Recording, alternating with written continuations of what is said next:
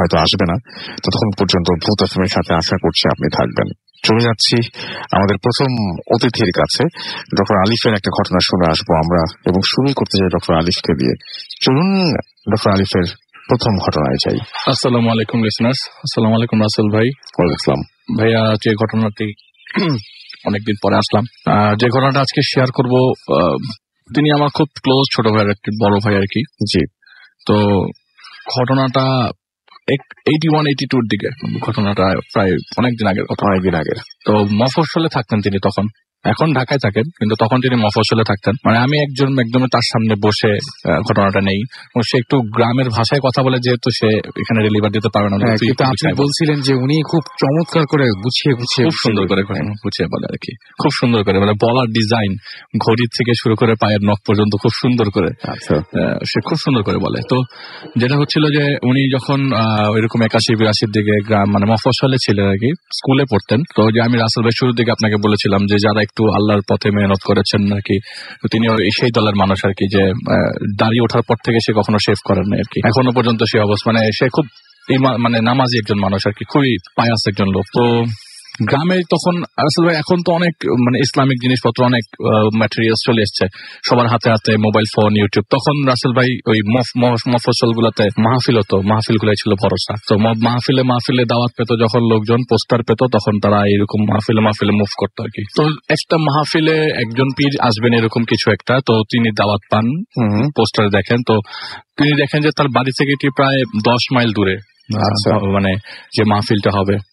তো তিনি বিকাল বেলায় রওনা দিয়ে চলে গেলেন। তখন পায়ে হেঁটেই মোটামুটি যাত্রা করতে হতো আর কি, এত রিক্সাও ওই জায়গায় ছিল না। ঢাকাতেই 82 সালে রিক্সা কয়টা ছিল কে জানে, আমি তো তখন জন্ম হইনি রাসেল ভাই, যদিও বলতে পারবো না। তো তখন মফস্বলে রিক্সা তো প্রশ্নই ওঠে না। তো তার বাড়ি থেকে প্রায় 10 মাইল দূরে দুটা বাড়ি ক্রস করে যেতে হইতো। এক একটা বাড়ির থেকে ডিস্টেন্স ছিল প্রায় 3.5 মাইল। মোটামুটি ওই বাড়িগুলোতে বাড়িতে একটা বাড়িতে তার যাওয়া আসা প্রায় ছিল রেগুলার তার বাড়ি থেকে। তো যাই হোক, সেদিন মানে আপনার মাহফিলে চলে যায়। তো মাহফিল শুরু হয় সন্ধ্যার দিকে। আচ্ছা। তো সেটা এক্সটেন্ড করতে করতে রাত প্রায় 3টা বেজে যায়। আচ্ছা। তিনি বললেন যে আমি মাহফিলে প্যান্ডেলের নিচে বসে আছি, এমন সময় খুব ঝড়ো বাতাস, মানে বাতাস সাথে ঠান্ডা, মানে বাতাসের ঠান্ডাতেই বুঝে যাচ্ছিল যে খুব বড় একটা ঝড় আসবে এখন, যে ঝড়টা খুব ভয়ঙ্কর ঝড় হবে, এরকম তার মনে হচ্ছিল যে এখনই সেফ সাইডে চলে যাওয়া দরকার। তো চিন্তা করতে করতে ঝড় চলে এসে পুরা প্যান্ডেল সব উড়িয়ে দিল। একটা মাঠে হচ্ছিল, তো প্যান্ডেলটা উড়ে গেল। উড়ে গিয়ে সে ঠিক কিছু দূরে একটা বিল ছিল, তো বিলের পাশে আপনার এই মাহফিল হলেই দেখা যেত যে ওই মুড়ি মুরকি, তারপরে মুরালি, ওইসব মানে খাওয়া দাওয়ার দোকানপাট বসতো আর কি টুকরিতে। তো সে কি করলো, ওই দোকান থেকে কিছু নিয়ে খেলো, কারণ ওই মাহফিলের যে সিন্নি সেটা দিতে নাকি আপনার ফজরের নামাজের আগে দিবে আর কি, এরকম কিছু একটা শোনা যায়। তো বলে যে এতক্ষণ তো ওয়েট করা যাবে না, প্লাস প্যান্ডেল উঠে গেছে, আমাকে এখন বাড়ির দিকে যেতে হবে। তো সে ডিসিশন নিয়ে ফেলায় তখন যে না, আমি হালকা কিছু খেয়ে রওনা দিয়ে দিব বাড়িতে। 10 মাইল রাস্তা রাসেল ভাই, হেঁটে যাওয়া তো মুখের কথা না, অনেকক্ষণ হেঁটে যেতে হবে। তো সে কিছু জিনিস খেয়ে দিয়ে ওই জায়গা থেকে রওনা দিয়ে দেয়, কারণ ওইখানে তার পরিচিত কেউ ছিল না। যতটুক বয়ান সে শোনার কথা সে শুনেছে, ওখান থেকে শোনার পরে সে ঘড়িতে দেখলো 3টা 1 বাজে। তখন সিকো ঘড়ি আসছে বাংলাদেশে, মানে বাংলাদেশে না, আমি কখন আসি জানি না, তিনি বলছেন নতুন নতুন সিকো ঘড়ি তার হাতে এসছে আর কি। তো দেখে সে চাপ দিয়ে লাইট জ্বলে এরকম আর কি। তো দেখে সে বললো যে না, 3টা 1 বাজে, আমি এখন রওনা দিব। তো বাড়ির দিকে রওনা দিচ্ছে সে। তো বাড়িটা যেতে গেলে তার ক্ষেতের মাঝখান দিয়ে যে আলগুলো আছে দিক দিয়ে হেঁটে যেতে হবে, কারণ যে রাস্তাটা আছে একটাই রাস্তা, মানে এছাড়া অন্য কোনো রাস্তা নাই। আচ্ছা। মাহফিলটা যে জায়গায় হচ্ছে, তো ক্ষেতের মাঝখান দিয়ে প্রায় আধা ঘন্টার বেশি সময় হাঁটার পরে তিনি একটা বাড়ি দেখতে পেলেন। তো বাতাসের তীব্রতা রাসেল ভাই খুব বেশি বেড়ে যায় ওই মুহূর্তে, প্রচন্ড বাতাস বইতে থাকে। তিনি কি করলেন, একটা বাড়ি দেখতে পেলেন। ওই বাড়িটার কাছে যাওয়ার পরে একটা ঢিবির মতো জায়গা পেলেন, এবং পাশে খড়ের যে স্তূপ, খুব সুন্দর স্তূপ গুলা গ্রামের বাড়িতে দেখা যায়, সেই খড়ের স্তূপ পাশে দেখতে পেলেন। এমন সময় বৃষ্টি নামা শুরু হলো, গুড়ি থেকে প্রচন্ড জোরে বৃষ্টি, মানে মিডিয়াম, এত প্রচন্ড জোরে মানে কি, মানে এক দাঁড়াতেই সে মিনিটের মধ্যে ভিজে গেছে এরকম অবস্থা। তো সে একটা গাছের নিচে দাঁড়ালো, গাছের নিচে কিছুক্ষণ দাঁড়াতেই রাসেল ভাই বিদ্যুৎ চমকাচ্ছে। এমন সময় তার চোখটা পেছনের দিকে, মানে সে পেছনে ফেরার পরপরই দেখলো যে বিদ্যুৎ চমকাচ্ছে, আর তিনি একটা লোককে খুব পরিষ্কার ভাবে দেখতে পাচ্ছে ঠিক পেছনে, তার থেকে 20 ফিট দূরে হবে, হাইয়েস্ট 20 ফিট দূরে হবে। তো তিনি জিজ্ঞেস করলো যে এই বাড়িটা কোনটা, মানে এর আগেও তো তিনি এই জায়গা দিয়ে প্যাস করেছে যে এই বাড়িটা তিনি আগে দেখেন নাই। তো জিজ্ঞেস করলেন যে এই বাড়িটা আসলে কোন বাড়ি, একবার দুইবার জিজ্ঞেস করলো, কিন্তু ওই লোকটা কোনো অ্যান্সারও নাই, ওই জায়গা থেকে সে নড়ছেও না, এমন ভাবে দাঁড়িয়ে আছে মনে হচ্ছে যে ওখানে যদি কেউ ধাক্কা দিয়েও ফেলে দেয় উনি ওই জায়গায় পড়ে থাকবে, মানে কোনো কথা বলবে এরকম। কিছুক্ষণ জিজ্ঞেস করলো, প্রায় 4-5 বার জিজ্ঞেস করার পরও কোনো অ্যান্সার না পাওয়ার পরে উনি টিভিতে দেখলেন যে মেঘ মানে বিদ্যুৎ চমকাচ্ছে, খুব খুব বিদ্যুৎ চমকাচ্ছে। ওই জায়গাটা তার কাছে মনে হয় যে না, এই জায়গায় থাকলেও রিস্কি, কারণ ক্ষেতের মাঝখানে প্রচুর মানুষের বিদ্যুৎ চমকে মরে যাওয়ার ঘটনা তিনি শুনেছেন। তো বললেন যে না, আমি এখন এই জায়গায় নিজে নিজে চিন্তা করলেন এই জায়গায় না বাড়ির ভিতরে ঢুকে একটা আশ্রয় তো পাবো, কারণ এখন রাত্রে 3:35 উপরে বাজে, 3:30 উপরে বাজে, এত রাতে আমি কি করব। উনি চিন্তা করলেন যে ঘরের ভিতরে ওই বাড়ির ভিতরে ঢুকে যাবে। তো গাছপালা ক্রস করে, একটা আমড়া গাছ ছিল নাকি, একটা আম গাছ ক্রস করে বাড়ির ভিতরে ঢুকে যায়। একটু উঁচু, বাড়িটা একটু উঁচু আর কি। তারপরে ওই বাড়ির দিকে ঢুকতে হাতের বাম পাশে, ঘরটা পশ্চিম দিকে ছিল, তো ঢুকতেই সেই বাড়ির নিচে আপনার ঘরের বাইরে যে বারান্দার মতো থাকে না, টিনের চালা দিয়ে বারান্দার মতো বসার লোক বসার জায়গাটা আর কি, সেই জায়গায় সে একটু আশ্রয় দেয়, গুটিসুটি হয়ে বসে, কারণ সে ভিজে একদম একদম ভিজে শেষ হয়ে গেছিল আর পায়ে কাদা টাদা লেগে আছে। তো কিছুক্ষণ থাকার পর তিনি খুব ভয়ে হয়েছিল। আসলে ভাই আপনাকে বলি, আসলে লোকটা খুব সাহসী ছিল, মানে ওই এলাকার মধ্যে তিনি অনেক সাহসী ছিল। যে কোনো কাজ, যে কোনো কিছু কেউ জিজ্ঞেস করার আগে বা কেউ হুকুম দেওয়ার সাথে সাথে সে করে দিত কাজটা। তো সেই মানুষ এখানে যে ভয় পাচ্ছে যে আসলে কি নাকি জিজ্ঞেস করবে, কি নাকি মানুষ মনে করে এই জায়গায় চুপচাপ বসে থাকি, যদি জিজ্ঞেস করে তাহলে বলবো যে আমি অমুক বাড়ির লোক, মাহফিলে আসছিলাম, বৃষ্টির কারণে এখানে আশ্রয় নিয়েছি, কেমন চোরের মতো লাগছে তার নিজেকে। এমন সময় তিনি দেখলেন যে দরজাটা বাতাসে বাড়ি খাচ্ছে। যে ঘরের মধ্যে সে বসে আশ্রয় নিলেন সেই জায়গায় ঘরের দরজাটা বাতাসে বাড়ি খাচ্ছে। একটা ফাঁকে ওই বাতাসে বাড়ি খাওয়ার পর বাড়ি খাওয়ার সাথে সাথে যে হালকা ফাঁকা দেখা যাচ্ছিল, তাতে দেখা যাচ্ছে একটা কপি ভেতরে জ্বলছে। কি জানি মনে করে তিনি ঘরের ভেতরে ঢুকলেন, ঘরের দরজাটা আস্তে করে খুললেন। চাচ্ছিলেন যে যেহেতু ঘরের দরজা বাড়ি খাচ্ছে, হয়তোবা ঘরে কেউ নাই অথবা কেউ আছে জানেন না, তাকে জানানো দরকার বা জাগানো দরকার বা কিছু একটা বলা দরকার। তিনি দরজা খুলতেই দেখলেন একটা বডি বেডের উপরে পড়া, চোখের উপরে একটা বডি পড়া, পটকা গন্ধ, এবং বডিটার অর্ধেক আপনার পচে গেছে আর অর্ধেকটা পচে নাই, এরকম একটা বডি দেখা যাচ্ছে এবং হা করে আছে। মনে হচ্ছে যে এটা মানে এটা মৃত বডিটা তো বুঝাই যাচ্ছে। এইটা দেখার পর রাসেল ভাই উনি ওই জায়গায় আর 1 মিনিটও দাঁড়া থাকতে পারেনি। এত বাতাসের মধ্যে কপিটা নিভে নেয় আর এই ডেড বডিটা পড়ে আছে। সে এক দৌড়ে বাড়ির বাইরে যায়, বাড়ির আশেপাশে যে ঘরগুলা ছিল সবগুলাতে ঘরে নক করে। একটা ঘরে তালা পায়, বাকি সবগুলা ঘরের দরজা খোলা থাকে, কিন্তু একটা বান্দাও ঘরের ভেতরে পায় না যায়। যে তাহলে এই পুরা বাড়িটা খালি আর এখানে একটা ডেড বডি পড়ে আছে। তিনি ঘর থেকে ওই বাড়ির থেকে বেরিয়ে আসেন, যে ঢিবিতে আশ্রয় নিয়েছিল সেই ঢিবির দিকে আবার ব্যাক করেন। আচ্ছা, ব্যাক করার পরে তিনি দেখলেন দূরে যে মানুষটা একটু আগে বিদ্যুৎ চমকাচ্ছিল দেখতে পাচ্ছিলেন, সেই মানুষটা ওখানে দাঁড়িয়ে আছে। ওনাকে আবার জিজ্ঞেস করলো যে কি ভাই, এটা কোন বাড়ি? ভেতরে একটা মানুষ পড়ে আছে, ভেতরে একটা ডেড বডি পড়ে আছে, কিন্তু ওই লোকটা থেকে কোনো ধরনের সাউন্ড পেলেন না। হাতের ডান দিকে হঠাৎ করে বাচ্চা খেলছে, এরকম একটা শব্দ আসতে থাকলো, বাচ্চারা খেলছে। বাচ্চাদের সাউন্ড কোথা থেকে আসলো? অবাক দৃষ্টি। তখন সে খুব মানে কান্নারত অবস্থা জিজ্ঞেস করতে, এটা কোন বাড়ি, এটা কার বাড়ি, এটা কোন জায়গা?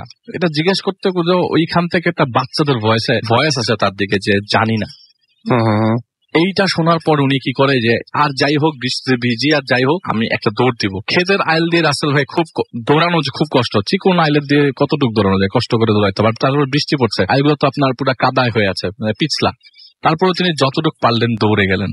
বলে যে এই বাড়ির থেকে আরো 3 মাইল পর আরেকটা বাড়ি আছে, ওই বাড়িতে আবার তার যাওয়া আসা ছিল রেগুলার। ওই বাড়িটার নাম হচ্ছে পাটোয়ারি বাড়ি। তো সে ওই দিকেই মুখ করে, ওই পাটোয়ারি বাড়ির দিকেই মুখ করে সে দৌড় দিল আর কি। প্রায় মনে হচ্ছিল যে 1 মাইল দূর আমি হেঁটে ফেলেছি, মানে দৌড়ালাম, এখন হাঁটা শুরু করলাম, পিছনে বাড়িটা রেখে আসছি। আমি দেখলাম সামনে এই বাড়িটা পাটোয়ারি বাড়ি, আমি চিনে গেছি। মানে সে বলছে যে আমি অনেক দূর সামনে চলে আসছি, এখন আর আমার কোনো রিস্ক নাই। আমি দৌড়াই গিয়া ওই পাটোয়ারি বাড়িতে এক পরিচিত লোক ছিল আর কি, সেই পরিচিত লোকের সাথে দেখা করবে, ঘরে ঢুকবে। তো সে বাড়ির ভিতরে ঢোকার পরে সেই স্ট্রাকচার রাসেল ভাই, একটু আগে যে বাড়িতে সে ঢুকেছিল একই স্ট্রাকচার, সেম স্ট্রাকচার। সে ঘুরে ওই জায়গায় আবার আসছে, আসার পরে সে সেই ঘরটাতেই ঢুকলো, মানে সেই ঘরের সামনেই আসলো যে ঘরের সামনে একটু আগে সে আশ্রয় নিয়েছিল। চলে আরে হ্যাঁ, আমি তো এত দূর দৌড়ে আসলাম, আমি কি আবারও একই জায়গায় আসলাম? এটা কিভাবে সম্ভব? আমি তো ওই বাড়ি রেখে সামনের দিকে দৌড় দিছি, আমি আবার এখানে কিভাবে আসলাম? তার কাছে খুব অবাক লাগতে থাকলো, এবং সবচেয়ে বেশি অবাক লাগার সাথে সাথে সে এত দোয়া পড়ছে, এত সূরা পড়ছে, কিন্তু কোনো কিছুতেই তার এই ভয়টা যাচ্ছে না, কোনো কিছুরই কোনো কিছু চেঞ্জ হচ্ছে না। এমন হতে পারতো দোয়া পড়ছে সে অজ্ঞান হয়ে গেল, এমন হতে পারতো কোনো বিপদ আসছিল সরে যাচ্ছে বা কিছু, তার কাছে কোনো বিপদও আসছে না, কিন্তু এমন অবস্থা যে তিনি এটা থেকে মানে মুভও করতে পারছে না, সরতেও পারছে না। সেই ঘরের মধ্যে আবার ঢুকলো, সে চেক করার জন্য ঢুকলো যে এটা কি সেই একই ঘর কি। সে ঘরে ঢুকলো, দেখলো এবার সেই ডেড বডিটাই মানে চৌকির উপরে পড়ে আছে, কিন্তু পুরো ডেড বডিটা কাফনের কাপড়ে মুড়ানো, যে বডিটার মাথাটা খালি বের হয়ে আছে, কাফনের মানে লাশের মতো দেখা যাচ্ছে, খালি মাথাটা বের হয়ে আছে। আর ওই কপির আলোতে দেখা গেল যে লোকটার চোখ বন্ধ, কিন্তু উনি বিড় করে একটা কথা বলছে। কথাটা এরকম যে, ভাই আমাকে একটু কবরটা দিয়ে যান, আমার এখানে খুব খারাপ লাগছে, আপনি কবর না দিয়ে যায় না। এই কথাটা শোনার পর উনি ওই জায়গা থেকে একদম হুড়মুড় করে বের হয়ে যায়। এই হুড়মুড় করে বের হওয়ার পর তিনি 2-3 বার কাদায় পিছলিয়ে পড়েন। সে আবার সেই ঢিবির কাছে যান, সেই ঢিবির কাছে যে একই জায়গায় একই বাড়িতে আবার ফেরত এসছে, এবং সেই যে বিদ্যুৎ চমকাচ্ছে, রাসেল ভাই আমি আপনাকে বলি, সেই লোকটা আবার ওই জায়গায় দাঁড়িয়ে, সে ওই অবস্থায় দাঁড়িয়ে আছে যেই জায়গায় যে অবস্থায় ছিল। এই অন্ধকারের ভিতরে, এই বৃষ্টিচ্ছন্ন দিনে, মানে রাতের বেলা তার এই জিনিসগুলো সে ফেস করছে। এমন সময় লোকটাকে জিজ্ঞেস করলো, আমি কোন বাড়িতে আসছি, আমি কিভাবে মুক্তি পাবো, কিছু একটা বলেন, আপনি তো কিছু বলতেছেন না। তখন ওই লোকটা বললো যে, আপনি কবর দেওয়া ছাড়া যেতে পারবেন না এই বাড়ি থেকে, কবরটা দিয়ে তারপরে চলে যান। তারপরে সে ঘরে গেল। ওই ডেড বডিটা, তখন আমি একটু জিনিস স্কিপ করে গেছি, ডেড বডিটা তখন বলেছিল যে, কবরটা দিবেন আপনি আমার ঘরের পেছনে, একটা লাঙ্গল রাখা আছে, সেই লাঙ্গলের সাথে একটা কোদাল বাঁধা আছে, কোনো মতে আমাকে মাটিটা দিয়ে যান। এটা সে বারবার বিড় করে বলছিল, কোনো মতে আমাকে মাটি দিয়ে যান। তো উনি বললো যে, এই বৃষ্টির মধ্যে আমি কবর কিভাবে খুঁড়বো। তো যখন তিনি ঘরের পেছনে কবর খুঁড়তে গেল, বলে যে, আমি কোনো মতে সাহস নিয়ে কবর খুঁড়ছি, এবং কবরটা অটোমেটিক খুব সুন্দর করে মাটি উঠে আসতেছে, এবং যে মাটিগুলা পড়তেছে ওখানে পানি পর্যন্ত জমতেছে না, এত সুন্দর করে হচ্ছে। গাছের নিচে কবর। আমি মোটামুটি কোনো মতে কবরটা খুঁড়ে ওনাকে হাতে নেই, ডেড বডিটা হাতে নেই। এত হালকা ডেড বডি আমি কখনো, মানে আমি কিভাবে ধরতেছি আমি নিজেও জানি না। একটু আগে দেখলাম এই ডেড বডির উপরে কোনো কাপড় নাই, এখন দেখলাম একটা কাফনের কাপড় চলে আসছে। আমি গিয়ে কোনো মতে ডেড বডিটাকে কবরের ভেতরে কবরস্থ করি, কোনো মতে মাটি চাপাতে আমি বের হয়ে এসে ক্ষেতের মাঝখানে পড়ে যাওয়ার পর আমার আর কিছু মনে নাই। এতটুকু আমার মনে আছে। সকালবেলা যখন ঘুম ভাঙে, কয়টা বাজে সেটা আমি খেয়াল করি নাই। ওই তো ওই ক্ষেতের মাঝখানে গত রাতের বৃষ্টির কারণে ক্ষেতের মধ্যে প্রচুর পানি জমেছিল রাসেল ভাই। তো পানিগুলা আপনার যাদের ক্ষেত তারা মনে হয় পানিটা বের করছে আর কি, আইলের পাশ দিয়ে মাঝখান দিয়ে ক্যানেল করা, তো পানিগুলা বের করছে, পানি বের করার জন্য আস্তে করে মাটি কেটে দিচ্ছে যাতে পানিটা বের হয়ে যায়। তো একটা লোক বলছে, কি ব্যাপার হয়ে রাত্রেবেলা কি মট্টত খাইছিলেন কিনা যে আপনি এরকম ভাবে পড়েছিলেন। তো সে কোনো মতে উঠে মাথা ঘুরাতে থাকে, তার শরীর প্রচন্ড জ্বর এসে যায়। সে জিজ্ঞেস করতে থাকে, এখানে যে বাড়িটা ছিল বাড়িটা কই। উনি ওই বাড়ির থেকে কাছেই একটা ক্ষেতের মাঝখানে অজ্ঞান হয়ে পড়ে। বলে যে, কোন বাড়ি, এখানে তো কোনো বাড়ি নেই। মানে বলে যে, তাহলে পাটোয়ারি বাড়িটা কত দূরে। বলে পাটোয়ারি বাড়ি এখান থেকে 2.5 মাইল দূরে। তিনি যেখানে আছে সেখান থেকে 2.5 মাইল দূরে যে বাড়িটার কথা তিনি বলছিলেন, যে বাড়িটার উদ্দেশ্যে তিনি রাতে রওনা দিয়েছিলেন, সেই যে আবার ব্যাক করবে, যে আমি কবরটা দিল, ওখানে খালি ক্ষেত আর ক্ষেত, অনেক ক্ষেত, ধানের ক্ষেত। তুমি বললো যে, তাহলে আমি রাত্রেবেলা কোন বাড়িতে ঢুকলাম। এরপর থেকে তিনি কখনো রাসেল ভাই রাত্রেবেলা মাহফিলে মুভ করতেন না। কিন্তু উনি যেটা বললো যে, আমার কাছে যেটা মনে হচ্ছে যে, ওই যে ডেড বডিটা পড়েছিল, আমার কাছে মনে হচ্ছে যে লোকটাকে আমি বারবার বিদ্যুৎ চমকানো অবস্থায় দেখেছি, এটা সেই লোকটারই হয়তো বা ডেড বডি। হয়তো উনি চেয়েছেন যে আমার ওখানে কবর হওয়া দরকার, কিন্তু কবর হয়েছে যে কবরটা কোথায়। আমি তো সারাটা বাড়ি, মানে দেখলাম যেখানে নিশ্চিন্ন কোনো বাড়ি ঘর কিচ্ছু নেই। ওই পাটোয়ারি বাড়ি ঠিকই আমি বাড়িতে যাওয়ার পর পেয়েছি, আমাকে একটা লোক এগিয়ে দিয়েছে, পাটোয়ারি বাড়ি আমি ঠিকই পেয়েছি রাসেল ভাই। কিন্তু যে বাড়িতে তার এত রাত্রেবেলা ওই দিন রাতে এত বড় ইনসিডেন্ট ঘটলো, সেই বাড়িটার এটাই ছিল রাসেল ভাই ঘটনা। চমৎকার, থ্যাংক ইউ ভেরি মাচ। আমি একটু বলি যে, আমাদের যে ভিডিওটা আছে সেই ভিডিওটা আমরা পোস্ট করেছিলাম, বাট এটা আপলোড হয়নি এখনো পর্যন্ত। তো আমরা সেকেন্ড একটা ভিডিওতে যাব। তো আপনারা আমাদের যে ভূত এফএমের যে পেজটা আছে সেই পেজে আপনারা থাকবেন, এবং আপনারা আজকে তো ডেফিনেটলি বুঝে যাবেন যে কোনটা অরিজিনাল পেজ, বিকজ আমরা ওইখান থেকে কিছুক্ষণের মধ্যে যখন ব্রেকে যাব, সেই ব্রেকের সময় আমরা ভিডিওটা করব, এবং আপনারা সবাই আমরা লাইভ ফেসবুকে আসবো। আপনারা যারা কথা বলতে চান তখন কথাও বলতে পারবেন। তো রেডি থাকেন, আমি তার মাঝখানে একটা ঘটনা পড়ে শোনাই আপনাদেরকে। অ্যান্ড আমাদের এইখানে ইন্টারনেটের একটু ঝামেলা ছিল, দ্যাটস ওয়াই আমরা ভিডিওটার মাঝখানে ঝামেলা হয়েছে। আমি দেখতে পাচ্ছি অনেকে আমাদের SMS করছেন, সেই SMS গুলো না আমি এসেই পড়বো। এখন আমি চটপট একটা ঘটনা পড়ে শোনাই আপনাদেরকে। এই ঘটনাটি হচ্ছে, আমাদেরকে পাঠিয়েছেন আমাদেরই একজন লিসেনার। তো কি সেই ঘটনা পড়ছি। হ্যালো রাসেল ভাই, আমার নাম নুসরাত, আমার বাসা রাজশাহীতে। আমি আপনাদের সাথে এখন একটা স্টোরি শেয়ার করব। স্টোরিটা আমার ফ্রেন্ড সাদিকাকে নিয়ে।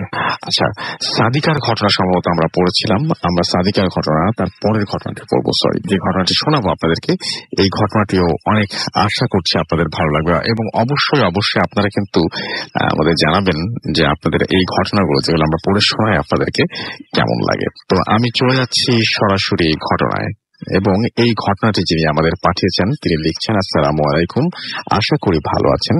শুরুতেই সরি বলছি বাংলাদেশে টাইপ করার জন্য, but I had no other option because আমার যে সফটওয়্যার, সেই সফটওয়্যারটা আমার এই পিসিতে সাপোর্ট করছে না, এবং ফর সাম রিজন আমি পাচ্ছি না যে মানে কেন, সেটাও I can figure out. So anyway, অনেকদিন থেকেই ভাবছিলাম একটা ঘটনা শেয়ার করব, বাট কিছু প্রবলেমের কারণে I couldn't share. I'm Bond. This is my secret name. Studying in একটা ইউনিভার্সিটির নাম তিনি দিয়েছেন, Ahsanullah university of science and technology. And now I am going to share একটা স্টোরি যেটা তার ফ্রেন্ডের, এবং তিনি সেটা বলছেন যে তার ফ্রেন্ড নিষেধ করেছেন তার নামটা বলতে, এবং আশা করি ঘটনাটা সবার ভালো লাগবে। ঘটনাটি ঘটে 2016-র মাঝামাঝি সময়ে ঢাকা সিটির কোনো একটা মেডিকেল কলেজ হসপিটালে আমার ফ্রেন্ডের বাবাকে অ্যাডমিট করা হয়, and he had heart attack. এবং আমার ফ্রেন্ড সারাদিন অনেক কারণেই বিজি থাকার জন্য রাতের বেলায় থাকার ডিসিশন আমি নেই, অ্যান্ড মেডিকেলে সারাদিনই ওর আদার্স রিলেটিভরা থাকতো।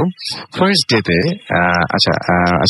রাস্তায় থাকার ডিসিশন নেয়। আচ্ছা, সারাদিন বিজি থাকার কারণে ফ্রেন্ডই রাতের বেলায় থাকার ডিসিশন নেয়, এবং সারাটা দিন ওদের রিলেটিভরা থাকতো। ফার্স্ট ডেতে নর্মাল ওয়েতে সবকিছু কাটে। সেকেন্ড ডে থেকে ঘটনাটা শুরু হয়। সে তার বাবার জন্য ফিল্টারের পানি আনতে ওয়ার্ডের বাইরে যায়, যেখানে পানি পাওয়া যাবে সেখানে গিয়ে একটা মেয়ের সাথে দেখা হয় তার। মেয়েটা কিছুটা ডিস্টার্ব ছিল, যা দেখে বুঝে ফেলেছে সে ফুললি আনকনসিয়াস মাইন্ডে ছিল মেয়েটা। এটা দেখে আমার ফ্রেন্ড ঠিক বুঝে উঠতে পারলো না যে কোথাও কথা বলা উচিত কিনা, বিকজ অনেক ওকে দেখে কিছুটা ভালো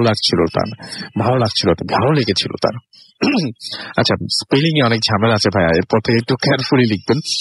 সে ভেবে চিনতে ঠিক করে ফেলার আগেই মেয়েটি পানি নিয়ে চলে যায় ওখান থেকে। এরপর আর কিছু না ভেবে আমার ফ্রেন্ডও পানি নিয়ে রুমে চলে আসে। আসল ঘটনার সূত্রপাত এখানেই। সেই রাতে আমার ফ্রেন্ড স্বপ্নে দেখে সে মেয়েটাকে, এবং সে দেখে অনেক বড় একটা মাঠের মাঝখানে সেই মেয়েটা দাঁড়িয়ে আছে এবং ইশারা দিয়ে আমার ফ্রেন্ডকে ডাকছে। হঠাৎ তার ঘুম ভেঙে যায়, বাট জিনিসটা সেরকম সিরিয়াসলি ভাবে সে নেয় না। ও ভাবে যে হঠাৎ একটা মেয়েকে দেখছে বলে মেবি এরকম হচ্ছে, এন্ড তার ওপরে আবার বাবার এই কন্ডিশন ছিল। নেক্সট মর্নিং এ সে ইউনিভার্সিটিতে যায় এবং তার অ্যাজ ইউজুয়াল রেগুলার অ্যাক্টিভিটিস শেষ করে সন্ধ্যায় এগেইন মেডিকেলে যায়। সে স্টেয়ার দিয়ে অর্থাৎ সিঁড়ি দিয়ে উপরে উঠছিল এবং সেলফোনে সে কথা বলছিল। সাডেনলি সে দেখে যে একজনের সাথে তার দেখা হয়, এবং তাকে দেখেই সে বুঝতে পারে যে লাস্ট ডেতে সেই মেয়েটাই, অর্থাৎ লাস্ট নাইটে সেই মেয়েটাই ছিল সেখানে, এবং সেই মেয়েটাকে সে আবারও দেখছে। হঠাৎ করে এভাবে সামনে পেয়ে কিছুটা হিমশিম খেয়ে গিয়েছিল। সে কি করবে ঠিক বুঝে উঠতে পারছিল না। কিছু বলে ওঠার আগেই মেয়েটা সরি বলে পাশ কাটিয়ে চলে যায়। এরপর আর কোনো উপায় না দেখে আমার ফ্রেন্ডও চলে যায় তার বাবার কেবিনে। সেদিন আর কিছু ঘটেনি ওর সাথে। থার্ড ডেতে যখন সে মেডিকেলে যায়, তখন যেতে যেতেই সে ভেবে নেয় যে সেদিন যদি ওই মেয়েটার সাথে দেখা হয়, দেন সে ডিরেক্টলি কথা বলবে তার সাথে। কেবিনে গিয়ে তার বাবার সাথে কয়েকটা কথা বলার পর সে তার বাবার কয়েকজন ফ্রেন্ড আসলো এবং তাকে দেখতে। তো আমার ফ্রেন্ড তাদেরকে কেবিনে রেখে বের হয়ে আসে, এবং কোথায় যাবে ভেবে পায় না, এবং না ভেবে পেয়ে এক সময় সে কোনো একটা ভাবে ছাদে চলে যায়। টাইমটা ছিল তখন মোরালেস 6:30 থেকে 7টা, গরমের সময়, সামার টাইম, এবং সেই কারণে তখনও ফুললি ডার্ক হয়ে যায়নি চারপাশে। ছাদে গিয়ে এদিক ওদিক হাঁটাহাঁটি করার এক পর্যায়ে সে দেখতে পায় এক কোনায় ওই মেয়েটা দাঁড়িয়ে আছে, সে সামনে গিয়ে কথা বলতে যাবে, তখনই মেয়েটা সরি বলে আবারও আগের দিনের মতোই সে মানে ধাক্কা ধাক্কা খাওয়ার জন্য সরি বলে, এবং এই ভাবেই তাদের কথা বলা স্টার্ট হয়। এভাবে করে ওদের রেগুলার মেডিকেলে মিট করতো তারা, এবং অনেক অনেক তাদের মধ্যে কথা হতো, গল্প হতো। খুব কম টাইমেই ওরা খুব ভালো ফ্রেন্ড হয়ে যায়। বাট মোস্ট ইন্টারেস্টিং যে পার্টটা, সেটা হচ্ছে যে মেয়েটার নাম্বার আমার ফ্রেন্ডের কাছে ছিল না, অ্যান্ড মেয়েটা আমার ফ্রেন্ডকে বলেছিল যে সে কোনো সেলফোন ইউজ করে না। ও আরো বলেছিল যে এই মেডিকেল কলেজেই সে স্টাডি করে, বাট কোন ইয়ারে সেটা বলেনি।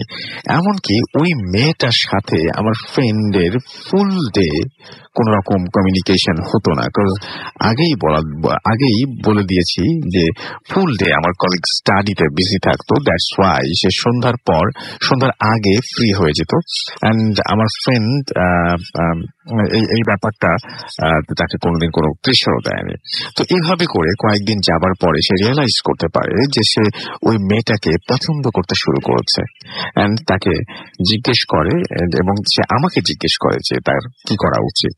আমি ওকে সাজেস্ট করি যে এই কথা বলে দেওয়ার জন্য। সো সে ডিসাইড করে যে সে ওই দিনই মেডিকেল কলেজে গিয়ে যখন ওর সাথে দেখা হবে তখন সে বলে দেবে যে সে তাকে লাইক করে।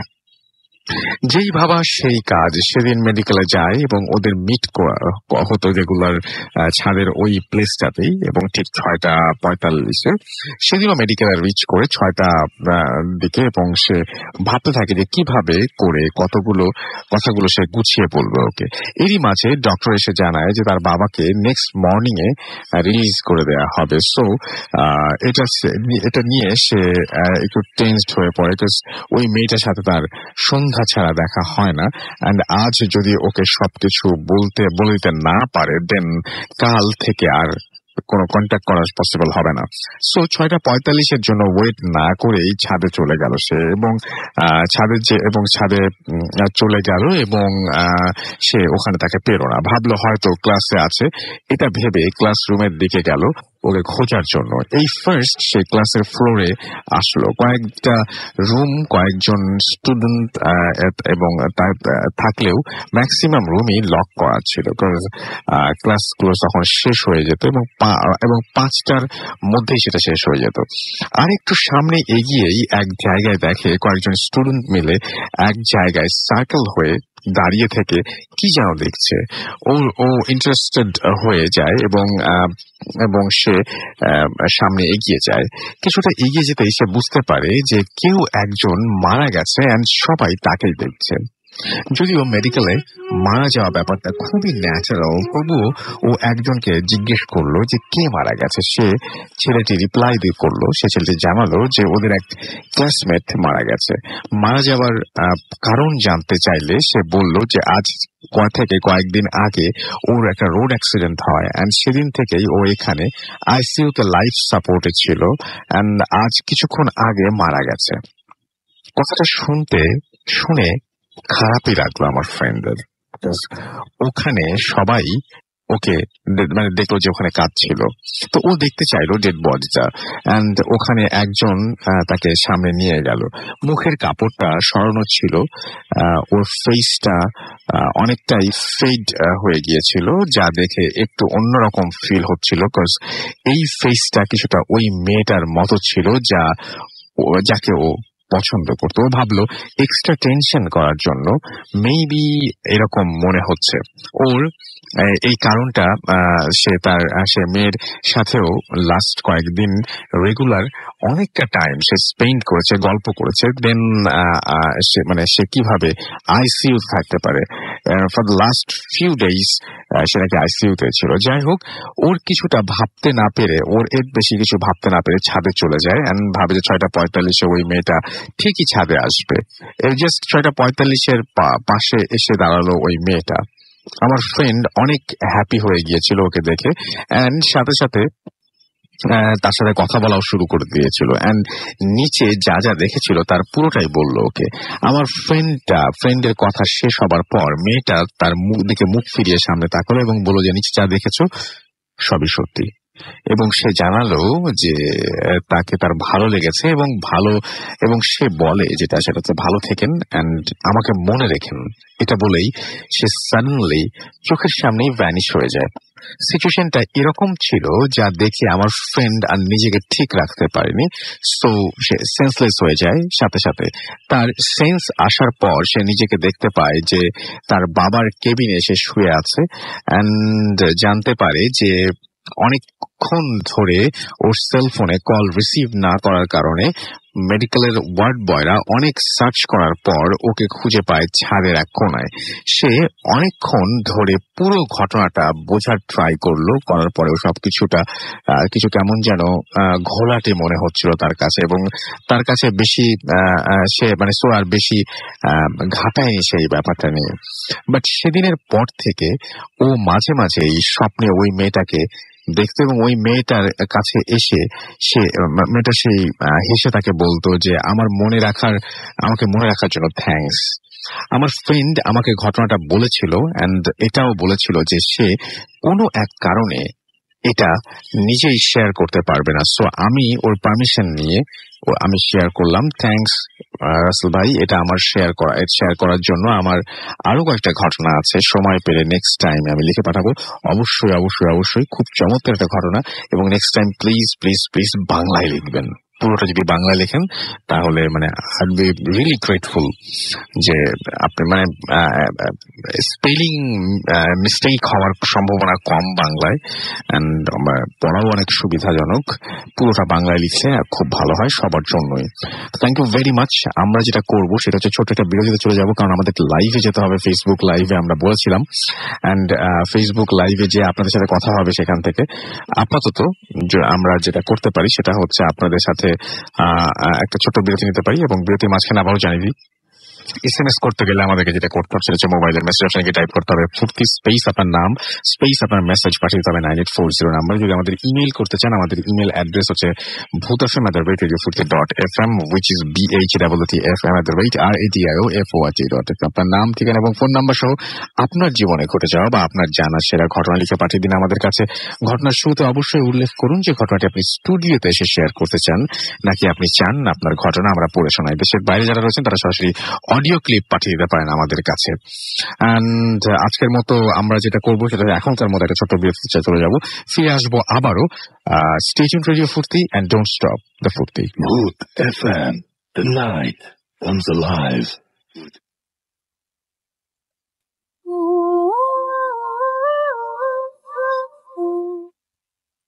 Welcome back. শুনছেন সবসময় রেডিও ফুর্তি 8.2 আমি রাসেলাজির সাথে, এবং আমার সাথে রয়েছে মাসুম। আজকের অতিথিরা আমি দেখতে পাচ্ছি যে আমাদের জ্যাকলিন এবং আনিকা আমাদের সাথে আছেন, আমাদের সাথে রয়েছেন সাব্বিজ, আমাদের সাথে রয়েছেন জাহিদ হাসান, আতিক আমাদের সাথে আছেন, এবং আমাদের সাথে রয়েছেন দেখতে পাচ্ছি রবিউল ইসলাম, এছাড়াও হেলাল আমাদের সাথে আছেন, হেলাল খুলনা থেকে। আশা সাতক্ষীরা থেকে আমাদের সঙ্গে আছেন নাহিদ। ফার্স্ট ঘটনাটি ভালো হয়েছে জানিয়েছেন। জাহিদ হাসান জয় আমাদের সাথে রয়েছেন জয়পুরহাট থেকে। আমাদের সাথে এমনি মিচু আছেন আমাদের সাথে রাজশাহী থেকে। যশোর থেকে ফারুক হোসেন আছেন আমাদের সঙ্গে। শাকিল আমাদের সঙ্গে আছেন। এছাড়া আমাদের সাথে রয়েছেন রাফি ফারিহা বাড্ডা থেকে। আমাদের সাথে সাইফুল আছেন হলি ক্রিসেন্ট স্কুল বনশ্রী থেকে। আব্দুল্লাহ আমাদের সাথে আছেন। আমাদের সাথে রয়েছেন মৃদুল রহমান কুষ্টিয়া থেকে। সোহান আহমেদ আমাদের সাথে আছেন। আমাদের সাথে রয়েছেন অপু কর্মকার বাহার খিলগাঁও থেকে। আমাদের সঙ্গে রয়েছেন জাবেদ আমাদের আলামিন আমাদের সাথে আছেন। আমাদের সাথে রয়েছেন দেখতে পাচ্ছি মোহাম্মদপুর থেকে না মধুপুর থেকে আমাদের সাথে আছেন। নাম লিখেননি, অনেক পরে লিখেছেন, সো আমি এসএমএসটা পড়বো না। হীরা আমাদের সাথে আছেন। খুলনা থেকে আনোয়ার এবং তার ওয়াইফ আফরিন আমাদের সঙ্গে আছেন। আমাদের সঙ্গে আছেন তামিম চিটাগং থেকে, এবং এছাড়া আমাদের সঙ্গে আছেন দেখতে পাচ্ছি আশিক, এছাড়া হচ্ছে আপনার নবগঞ্জ থেকে তিনি আমাদের সঙ্গে আছেন। আমাদের সাথে রয়েছেন নিশাত রাজশাহী থেকে। আমাদের সাথে রয়েছেন মোবারক এবং নাজু কক্সবাজার থেকে। আবরার আমাদের সাথে আছেন। আমাদের সাথে রয়েছেন আশরাফুল, আমাদের সাথে রয়েছেন পলাশ সিলেট থেকে। গোলাম রাব্বি আমাদের সাথে রয়েছেন মিটফুড থেকে। যারা আছেন এবং I have a story, it is আচ্ছা, এবং এটা খুব ভালো স্টোরি, তিনি এটা পাঠাতে চান। অবশ্যই আমাদের ইমেল অ্যাড্রেস তো জানেনই আপনারা, সেখান থেকে পাঠিয়ে দিতে পারেন যখন তখন ইচ্ছা হলেই। আমাদের সাথে রয়েছেন দেখতে পাচ্ছি রাহুনি, এছাড়াও আয়ুব আমাদের সাথে আছেন। আমাদের সাথে রয়েছেন দেখতে পাচ্ছি শুভ, আমাদের সাথে রয়েছেন রাইসা, আমাদের সাথে রয়েছেন সানি, আমাদের সাথে রয়েছেন এমডি নূর সহ আরো অনেকে। তো আমরা একটা লাইভ কলে যাব, আমি জানি না, আচ্ছা ইউএসএ থেকে, রাইট? তো আমরা ইউএসএ একটা কলে চলে যাব, আমাদের লাইভ আমরা কলে চলে যাবো আমাদের একজন লিসনারের সাথে, তার সাথে কথা বলবো। হ্যালো, আসসালামু আলাইকুম, কেমন আছেন? হ্যালো, হ্যালো রাসেল ভাই। জি, হ্যালো। নুপুর বলছিলাম মেরিল্যান্ড থেকে। ওকে, সো আপনার আপনার অ্যাড্রেসটাকে একটু বলুন সবাইকে। আপনার আশেপাশে যারা আছেন তারা সবাই জানতে পারবেন তাহলে। ইয়া আমি মেরিল্যান্ড থেকে বলছি। আমি এখন অফিসে ব্রেক টাইমে শুনছি। আচ্ছা, জি জি জি। তো আমি মেডিকেল রিভিউ অর্গানাইজেশনে assistant administrative officer. So So, কোনোদিনও মিস হয়নি যে ফ্রাইডেতে আমি ভূত এফএম লাইভ মিস করি।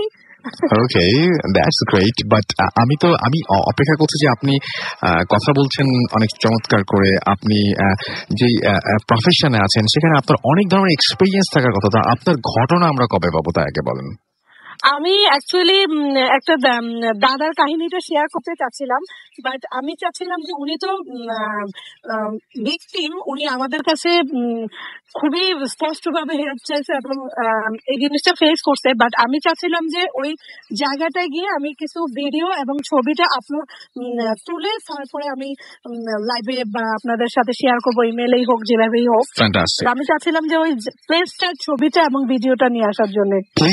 প্লিজ কবে পেতে পারি আমরা? Actually, আমি একটু বিজি, দ্যাটস ওয়াই যেতে পারিনি, but definitely I will be send maybe next month.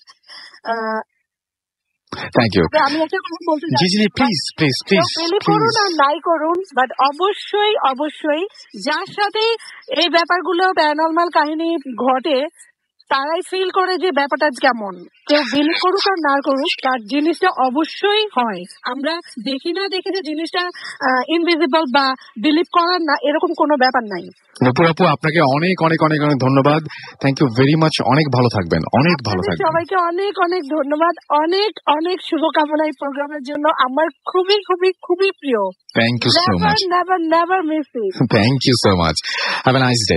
আমরা কথা বলছিলাম নূপুর ভট্টাচার্যের সাথে এবং তিনি লাঞ্চ টাইমে বা ব্রেকে তিনি বেরিয়ে আসছেন। আমি যতদূর শুনি আমার বন্ধু বান্ধবের কাছে যে ভূত আশ্রম যখন হয় তখন মোটামুটি জুম্মার নামাজ শেষ হয়ে যায়, এরকম সময় ভূত আশ্রম শুরু হয়। মানে আমেরিকার কথা বলছি আমি।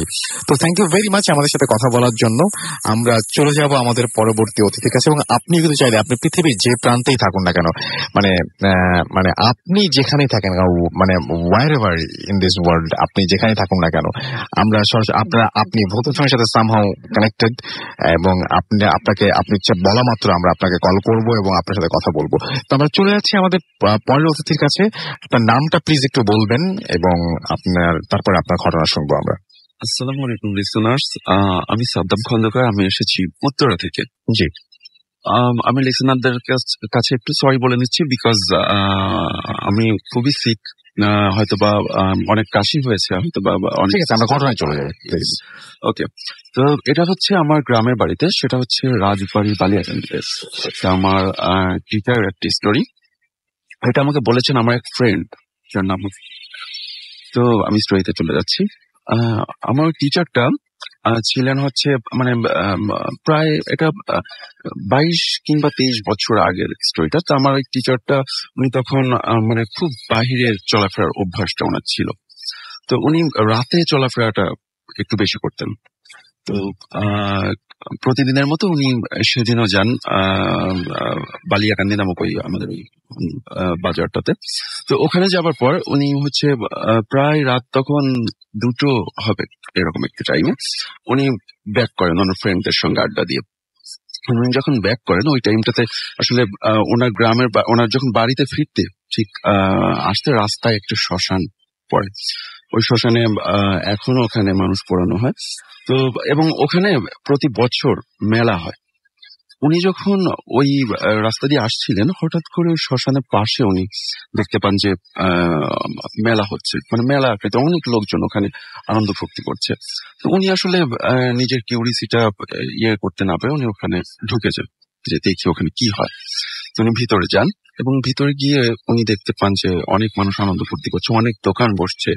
তো উনি আসলে এর মধ্যে ভিতরে গিয়ে ওনার 2-3 জন পরিচিত লোকের সঙ্গে ওনার দেখা হয়ে যায়।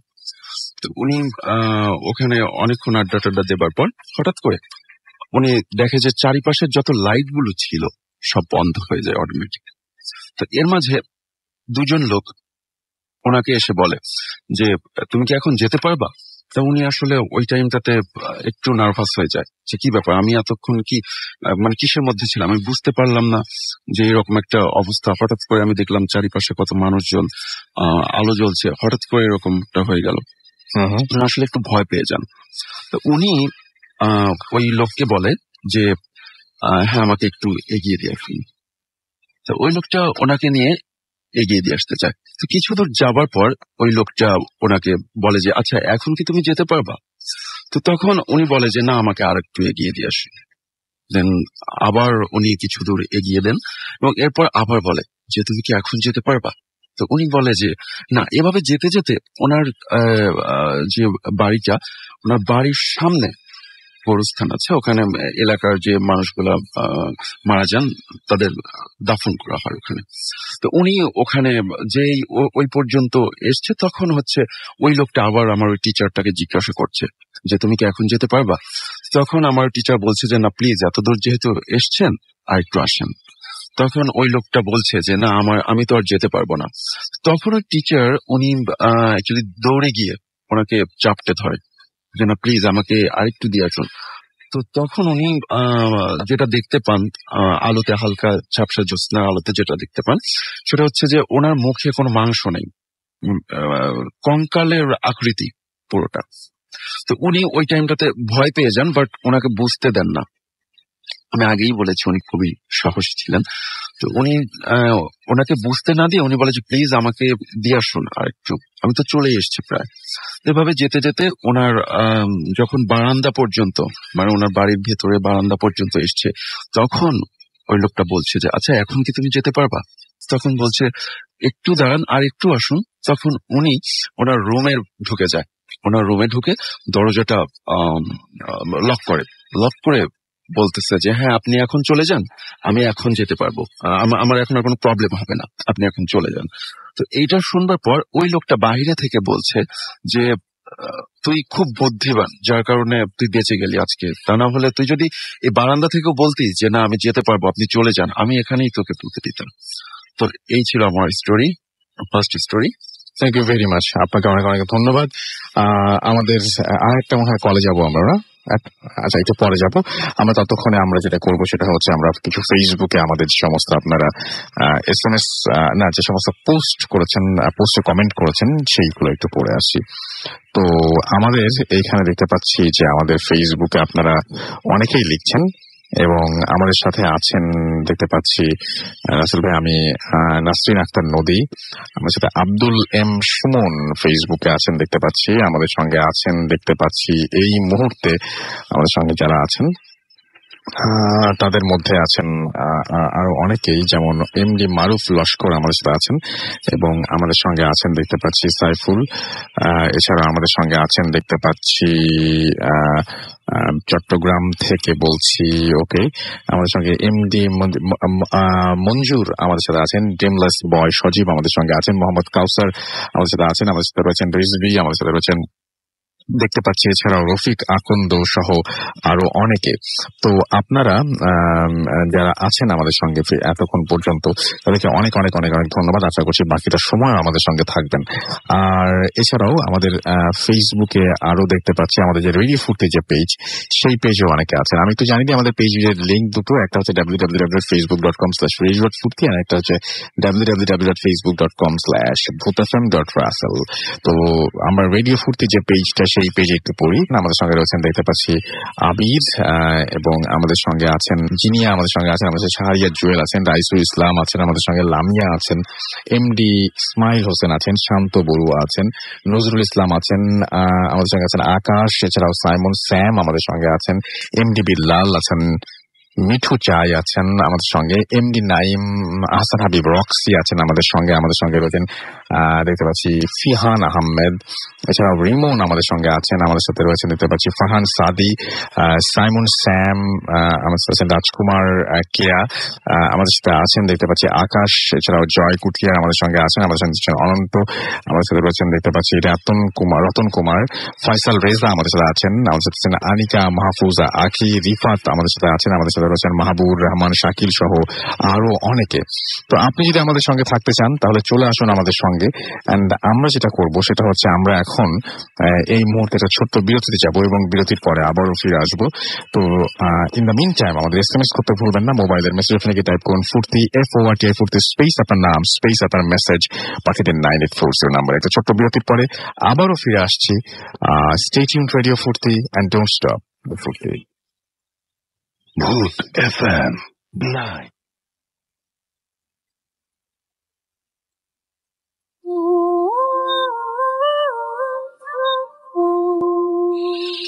Yes, the night comes alive with গ্রামীণ ফোন।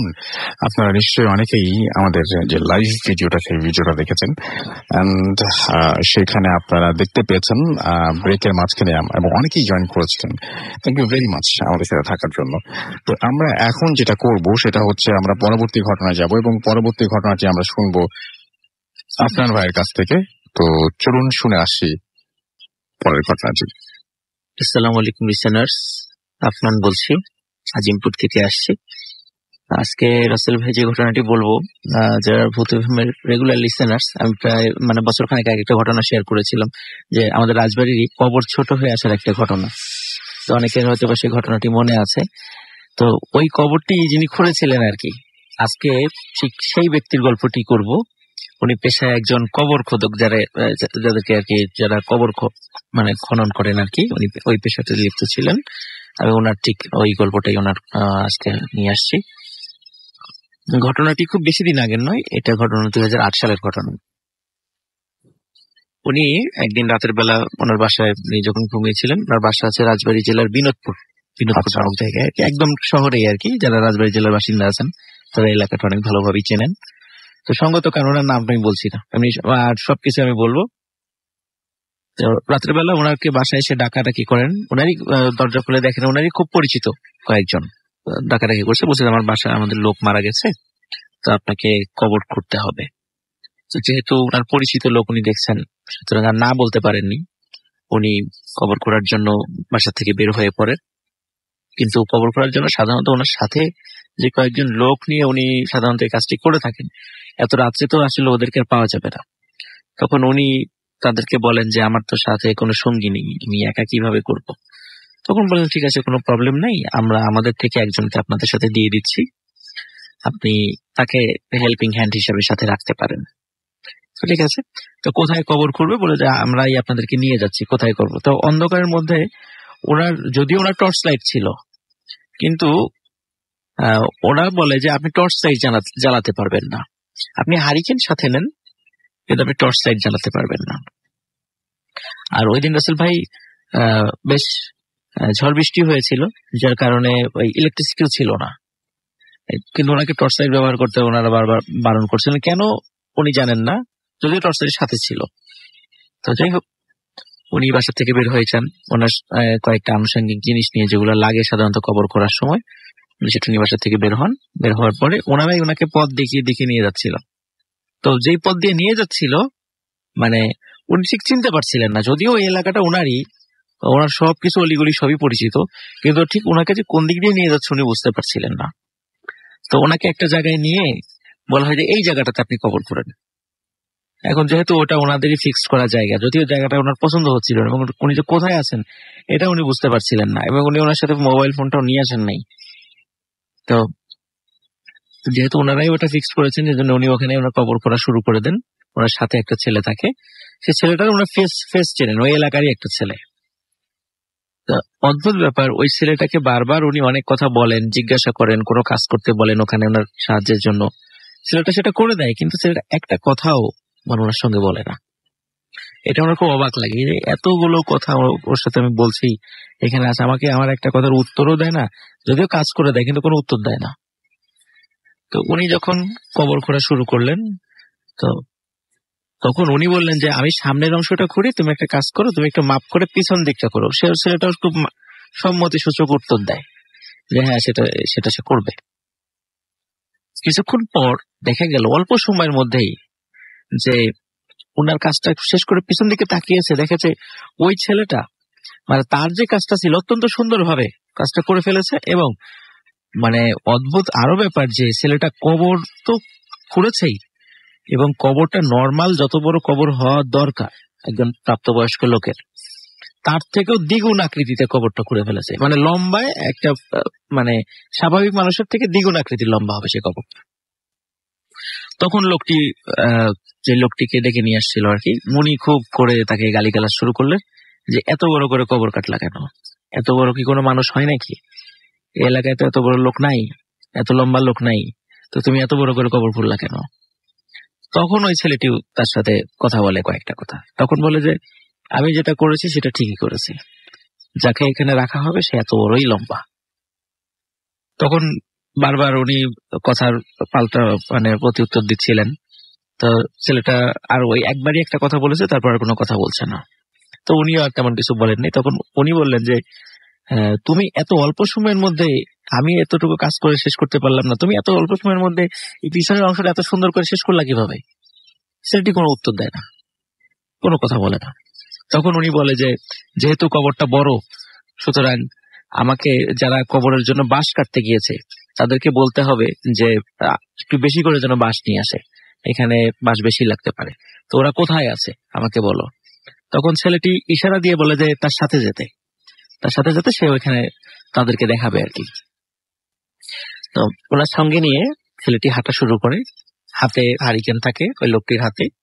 ছেলেটি এমন ভাবে হেঁটে যাচ্ছে মনে হচ্ছে সে সামনে সবকিছু দেখছে। তার হাতে কোনো আলোও নাই, হারিকেনও নাই ওই ছেলেটার হাতে, উনি আছেন পিছনে হাতে হারিকেন নিয়ে। কিন্তু ছেলেটি একদম নির্দ্বিধায়, মানে দিনের বেলা যেভাবে মানুষ হেঁটে যায় সেভাবে হেঁটে যাচ্ছে। তখন হাঁটতে হাঁটতে একটা মানে বিশাল একটা বাঁশঝাড়ের মধ্যে চলে আসে, বিশাল একটা বাঁশঝাড়ের মধ্যে চলে আসে, বাঁশঝাড়ের মধ্যে দিয়ে হাঁটতে থাকে। তো হাঁটতে হাঁটতে একটা জায়গায় এসে থেমে যায়, থেমে এসে ইশারা করে দেখে যে কোথায় বাঁশ কাটা হচ্ছে। তখন দূর থেকে বাঁশ কাটার কিছু ঠক ঠক শব্দ পেলেন। শব্দ পাওয়ার পরে ছেলেটি ইশারা দিয়ে বলছে যে আপনি একাই এগিয়ে যান, আমি যাব না। উনি তখন একা হারিকেন নিয়ে এগিয়ে গেলেন, দেখলেন যে যেই লোকটি ডেকে নিয়ে আসছিল তার বাসা থেকে ওই লোকটি এখানে দাঁড়িয়ে আছে।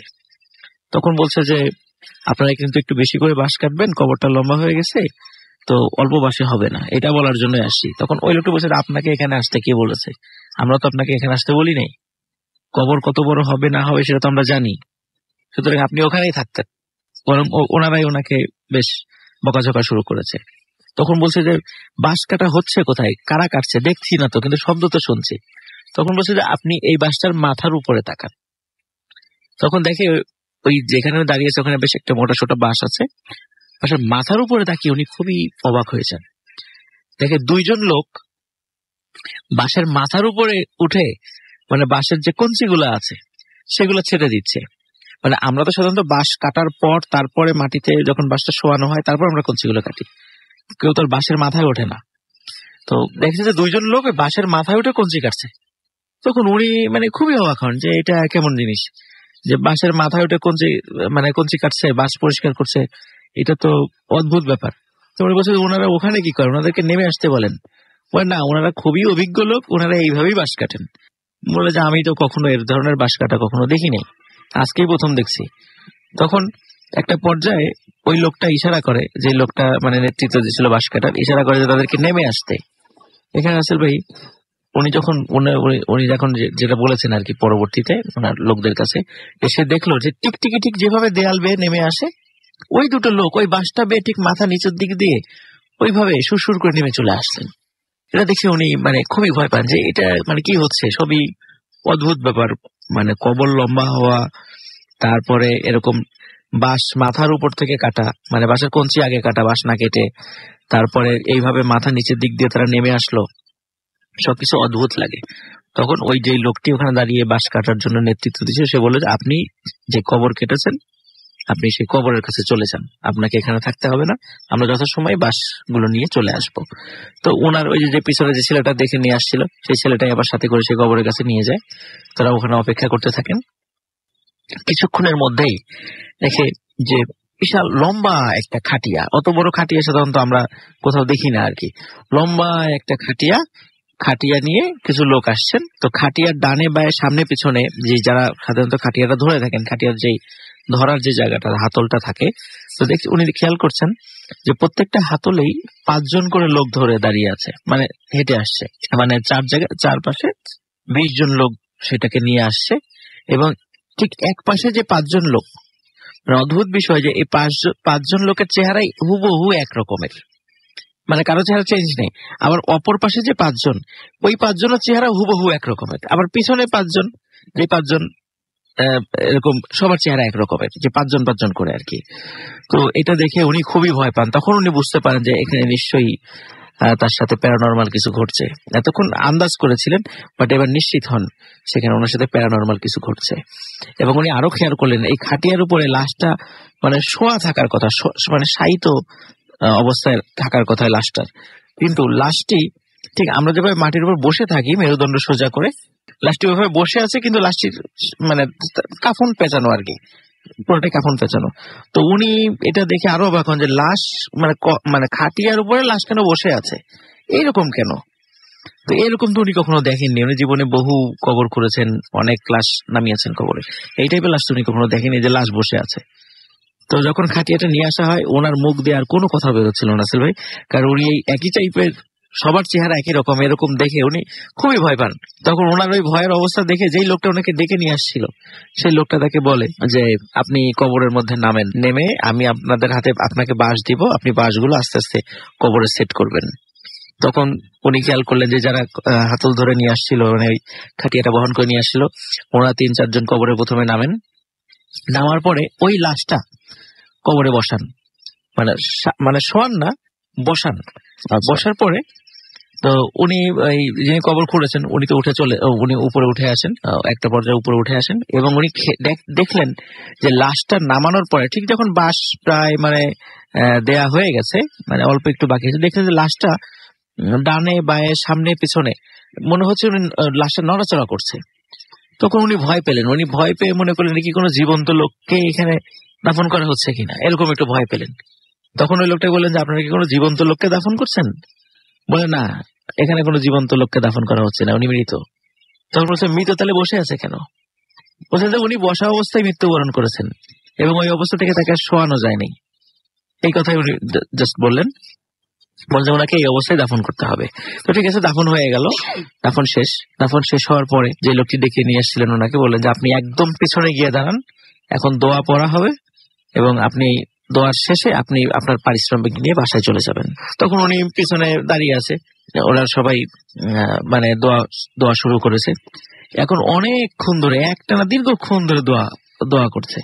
এতে তো উনি খুবই বিরক্তি মানে অনুভব করেন যে এতক্ষণ ধরে দোয়ার কি দরকার আছে, একে তো গভীর রাত, তারপর অনেক পরিশ্রম করেছেন, এতক্ষণ ধরে দোয়া করবেন, মানে ওনার কাছে খুবই বিরক্তি মানে লাগছিল আর কি।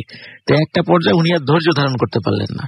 উনি চিন্তা করলেন যে আমাকে যে ডেকে নিয়ে আসছে, ওনার ওই দোয়া করার অবস্থায় তার কাছে গিয়ে বলবো যে দোয়াটা যেন ওই যে দোয়া করছেন তাকে যেন সংক্ষিপ্ত করতে বলেন, কারণ তাকে বাসায় যেতে হবে। উনি ওই বাধ্য হয়ে সামনে গিয়ে যখনই বলবেন যে হুজুরকে দোয়া সংক্ষিপ্ত করতে বলেন, তখনই উনি দেখেন যে ওখানে যতগুলো লোক দাঁড়িয়ে আছে প্রত্যেকের চেহারা মানে ভয়ঙ্কর সাপের মতো। এই দৃশ্য দেখার সাথে সাথে উনি সেখানে মানে ফেইন্ট হয়ে যান। সকালবেলা উনি যখন নিজেকে মানে আবিষ্কার করেন, সেই জায়গাটা রাজবাড়ির লোকোশেট নামক একটা স্থান। সেটা এমনিতেও খুবই হন্টেড প্লেস, যারা রাজবাড়িতে আছেন তারা ওই জায়গাটা সম্পর্কে পরিচিত আছেন। তো ওইখানে উনি সকালবেলা নিজেকে আবিষ্কার করেন। পরবর্তীতে স্থানীয় লোকজন তারাও তাকে দেখেছিল। তাড়াতাড়ি তার জ্ঞান ফিরে আসার পরে ওখানে বিশ্রাম নিয়ে পরে উনি বাসায় চলে আসেন। বাসায় চলে আসার পর উনি পরিবারের কাছে সব ঘটনা বলেন যে এইভাবে রাতের বেলা আমি বের হয়েছিলাম, এই ঘটনা। তখন যেই লোকটি ডেকে নিয়ে গেছিল রাসেল ভাই, ওনাকে তো উনি চেনেন, তার বাসায় গিয়ে বলে যে রাতের বেলা আমাকে কোথায় নিয়ে গেছিলা? উনি বলে যে কই অবাক কাণ্ড, আমি তো রাতের বেলা আপনাকে ডাকবো কেন, আমি তো বাসায় ছিলাম। বলে কেন, কালকে রাতে তোমার বাসার কেউ মারা যায়নি? বলে না, আমার বাসাতে কেউ মারা যায়নি। তখন চিন্তা করি কোথায় কবর খুঁড়েছিলেন, যতটুকু আন্দাজ করেছিলেন ঠিক ওই অনুযায়ী জায়গাগুলো খুঁজতে থাকেন, কিন্তু খোঁজার পরেও মানে ওই জায়গাটা উনি পান না। কিন্তু উনি যে বাঁশঝাড়ে গিয়েছেন রাসেল ভাই, ওই বাঁশঝাড়টা এখনো আছে, যে রাজবাড়িতে বিনোদপুরের থেকে নূরপুর যাওয়ার সময় একটা বিশাল বাঁশঝাড় পরে একটা মানে ইসের কাছে একটা ইটের ভাটার পাশে, এটা এখনো আছে বাঁশঝাড়টা, যদিও সেটা এখন অনেক কমে গেছে আর কি, বাঁশঝাড় কমে গেছে, এখনো সেটা আছে। তো উনি ওই বাঁশঝাড় তন্ন ওনার দৃঢ় বিশ্বাস ছিল যে রাতের বেলা ওনাকে ওই বাঁশঝাড়ে নিয়ে আসা হয়েছে। তো ওই বাঁশঝাড় তন্ন করে খুঁজে উনি ওইখানে 2টা বাঁশ যেখান থেকে কেটে নেওয়া হয়েছে এই চিহ্ন আবিষ্কার করেছিলেন। তো রাসেল ভাই উনি যে ভয় পেয়েছিলেন, ওই ভয় পাওয়ার পরে উনি আস্তে আস্তে খুব অসুস্থ হতে থাকেন। অসুস্থ হওয়ার একটা পর্যায়ে এত অসুস্থ হয়ে যান যে উনি এমনিতে গরিব মানুষ ছিলেন, ওনার চিকিৎসা করার অতটা টাকা পয়সা ছিল না, স্থানীয় লোকজন ওনাকে টাকা পয়সা দিয়ে সাহায্য করেছিল। তো উনি 2013 সালে মারা গিয়েছেন। এবং ওই যে ভয়টা পেয়েছিলেন, উনি বলেন যে ওই ভয়ের কারণেই আস্তে আস্তে উনি অসুস্থ হয়ে গেছিলেন। এটাই ছিল রাসেল ভাই আমার ফার্স্ট। অনেক ধন্যবাদ আপনাকে। আমরা চলে যাবো আমাদের পরবর্তী ঘটনায়। আমাদের এইখানে যে ঘটনাটি রয়েছে সেটা একটা ইমেইল, এবং সেই ইমেলটা আমরা পড়বো। আসসালামু আলাইকুম রাসেল ভাই, যেভাবে লিখছেন সেভাবেই পড়ছি। And other listeners of vote FM, my name is Fahad. আচ্ছা, তার আগে আমরা একটা কলে যাবো। ওকে, আমরা কলে যাব।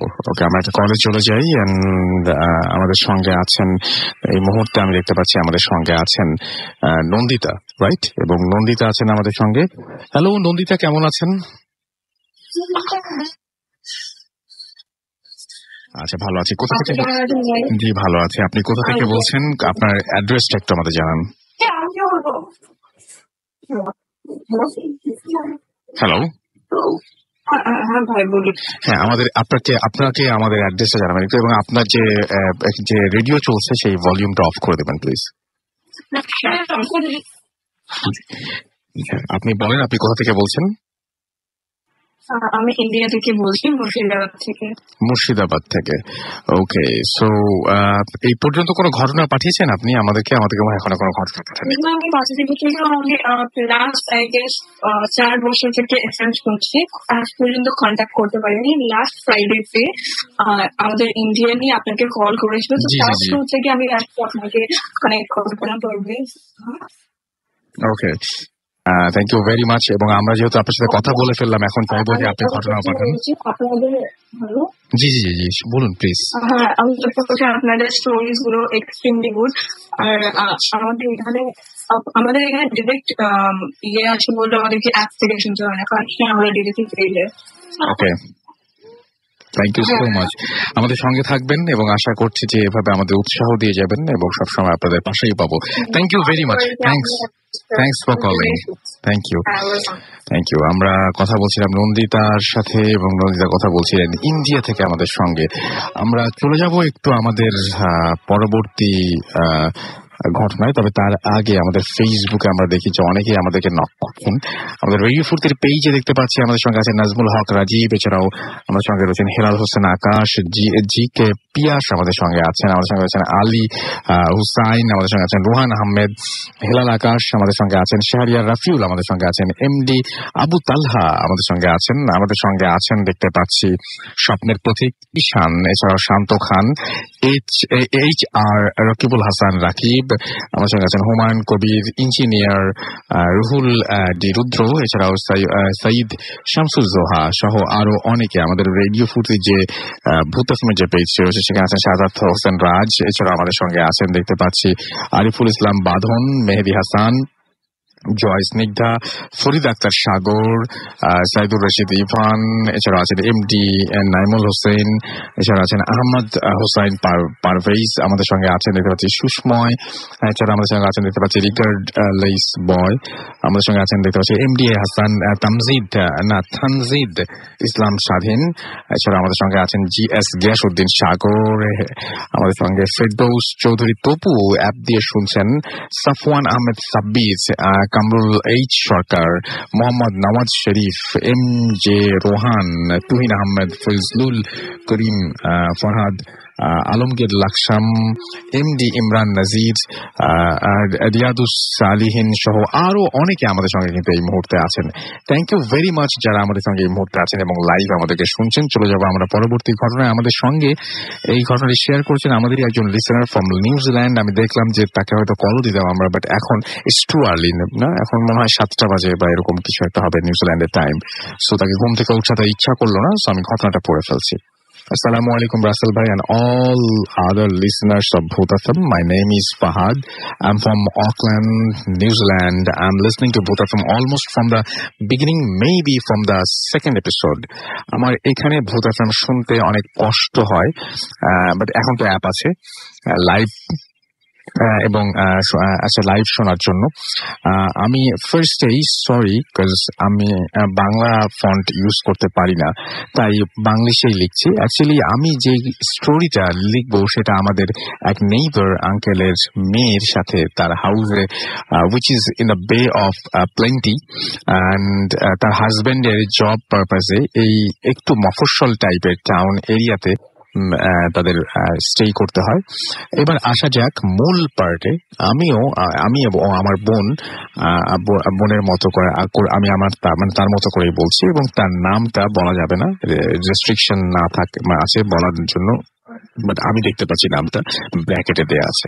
For the first day we move in the house, I was feel quite অ্যালাচার। তো তারা বাসা যাওয়ার পরে তারা একা ফিল করছিল, এবং বাট সে মোটেও একা ছিল না, বাট তার কাছে মনে হচ্ছিল কেন যেন একা। এবং প্রায়ই তিনি লিখছেন যে প্রায় আমি শ্যাডো দেখতাম, কখনো উইন্ডোর সাইডে, কখনো মানে যখন তাকাতাম, বাট যখন ইনস্ট্যান্ট তাকাতাম কোনো কিছুর দিকে দেখতাম যে কিছুই নেই। নেক্সট থিং হলো যে অনেক নক্স এবং অনেক ব্যাংকস ক্লিকস পেতাম। ফার্স্টে আমার হাজবেন্ডকে বললাম, সো ও বললো যে নিউ হাউস, নতুন বাসা, so floor and other stuffs settle হয়ে যেতে একটু টাইম লাগবে। অ্যাজ উই নো যে most of the houses in this country are made from woods. আপনারা দেখেছেন নিশ্চয়ই যে দেশের বাইরে ম্যাক্সিমাম বাসাতেই ফ্লোর গুলো হয়তো কাঠের তৈরি থাকে। তো আমিও ফার্স্ট এইসব কিছুই নর্মাল ভাবতাম, বাট আমাদের মানে টাইম যাওয়ার পর ও ব্যাপারটা তখন দেখলাম যে চেঞ্জ হয়নি, এবং বরং সেটা হচ্ছে আরো বেড়ে গেছে। লাইক কখনো খুব হার্ড সাউন্ড পেতাম আমরা ওপরের তলা থেকে, কখনো রাফলি নিচ থেকে পাওয়া যাচ্ছে, এরকম একটা ব্যাপার। তো আমাদের একটা বিড়াল ছিল যেটা ওই বাসায় মুভ করার পর থেকে ডিফারেন্ট বিহেভ শুরু করে দেয়। লাইক সে সবসময় যেন ভয় পেত, এমন ভাবে দৌড় দিত যে কেউ যেন ওকে চেজ করছে, ওর লেজ ধরে টানছে, এবং এই সমস্ত ব্যাপার আর কি। তারপর একদিন রাতের ঘটনা, সেটা হচ্ছে which I experienced in my bedroom. ওই রাতে আমার হাজবেন্ড কাজ ছিল নাইট শিফটে। আমি বেডে about 2 hours just tossing and turning করছিলাম, অ্যান্ড ঘুম আসছিল না কোনোভাবেই। রাত 11:03 তখন বাজে। আমি ঘড়ির দিকে তাকাই, টাইমটা এক্স্যাক্টলি মানে এরকম ছিল, কারণ আমি ঘড়ির দিকে তাকিয়েছিলাম। তারপর ভাবলাম যে 11টা, বাট স্টিল স্লিপ। 5:30 যখন মানে 5:30টাতে আমার কাজে যেতে হবে, তখন কাজ আছে। অ্যাজ আমি আমার সাইডে ফিরেছিলাম অ্যান্ড চিন্তা করছিলাম, অন দ্যাট মোমেন্ট আমি হঠাৎ করে আমার ব্যাগে জাস্ট শো ফিল করলাম। আচ্ছা, এবং আমি দেখলাম যে আমাকে ঠিক যেভাবে ফিজিক্যালি বেড থেকে মুভ মানে ঠিক আমি ভাবলাম, আমি বুঝতে পারলাম যে আমার হাতে, আমার পিঠে কোনো একটা কেউ হাত বুলাচ্ছে বা এরকম কিছু একটা, বাট তখনও আমি কিছুই দেখতে পাইনি। অ্যান্ড এটাই ছিল টার্নিং পয়েন্ট, যে আমি সব প্যারানর্মাল ব্যাপারে কমপ্লিটলি বিলিভ করা স্টার্ট করি, অ্যান্ড এটা ছিল আমার লাইফের সবচেয়ে স্কেরেস্ট থিং। আমি নেক্সট ওয়ান উইক আমি নাইটে লাইটস অন করে ঘুমিয়েছিলাম, অ্যান্ড এই জিনিসগুলো আরো বাড়তে থাকে যখন আমার মেয়ে হয়। Not much before, just 2 months ago আমার মেয়ে একদিন রাতে আমাদের রুমে এসে বলে যে মামি, আমার পেছনে কিছু একটা যেন স্ক্র্যাচ করছে বা এরকম টাইপের একটা ব্যাপার ঘটছে, কেউ যেন খামচে দিয়েছে এরকম মনে হচ্ছে। যদিও আমি তাকে এনিহাউ কন্ডোলেন্স দেই এবং মানে বুঝিয়ে দিই, সান্ত্বনা দিয়ে দিই যে আমি আমার ব্যাপারটা আজ করতে পারি। তারপরেও কিছুদিন পর সে আবার আমাদের রুমে আসে এবং বলে যে কিছু একটা তার পা ধরে নাকি টান দিয়েছে। তখন আমরা তাকে সেম ভাবে সান্ত্বনা দিই অ্যান্ড শান্ত করি। আমি আমার বেডে, হাজবেন্ড দুজনেই ব্যাপারটা বুঝে উঠতে পারি না যে ব্যাপারটা কি হচ্ছে, হোয়াটস হ্যাপেনিং উইথ হার। এক সিঙ্গেল উইকে আমাদের সাথে 3-4টা ইনসিডেন্টস হয়েছিল। দেন নেক্সট সানডে আমার ড্যাড আমাকে ফোন করে বলে যে তুমি কি মাওরি হ্যাঁ, ওকে। মাওরি হচ্ছে আপনারা সবাই জানেন যে অরিজিনালস অফ নিউজিল্যান্ড, এবং তিনি বলছেন যে মাওরির যে মানে কি বলবো, যে ওইটা হচ্ছে আপনার কবরস্থান, যেখানে তাদেরকে মাটি দেওয়া হয়, সেরকম জায়গা থেকে তাদের বাসা নাকি খুব কাছে, জাস্ট শর্ট ওয়ার্ক ডিস্টেন্স। এবং ওইখানে কনস্ট্রাকশন ওয়ার্কাররা ল্যান্ড খুঁড়ে অথবা মাটি খুঁড়ে 100 বডি পেয়েছে, যেগুলো রাফলি 700 ইয়ার্স ওল্ড, 700 বছরের পুরনো। রিপিটিং এগেইন, 700 বছরের পুরনো। অ্যান্ড পুরো বাড়িটা জানতে পারি যে এই এরিয়াতে আগে মাওরিরাই ছিল, অ্যান্ড তারা অনেক রকম জিনিসের মানে উপাসনা করত। অ্যান্ড এই বডিগুলো ব্ল্যাক ম্যাজিক করা বডি, যা ওইখানে পুঁতে রাখা ছিল। ওইগুলা দিয়ে পুরো এরিয়াটা এফেক্টেড, বিকজ এনার্জিটা খুব স্ট্রং। অ্যান্ড এগুলো আমরা রিয়েলাইজ করি, অ্যান্ড আমরা চিন্তা করি যে মানে আমাদের we have to face lots of things, and আমাদের ছোট একটা মেয়ে আছে, so we better take steps as soon as possible. Then আমরা ওইখান থেকে শিফট করে আসি।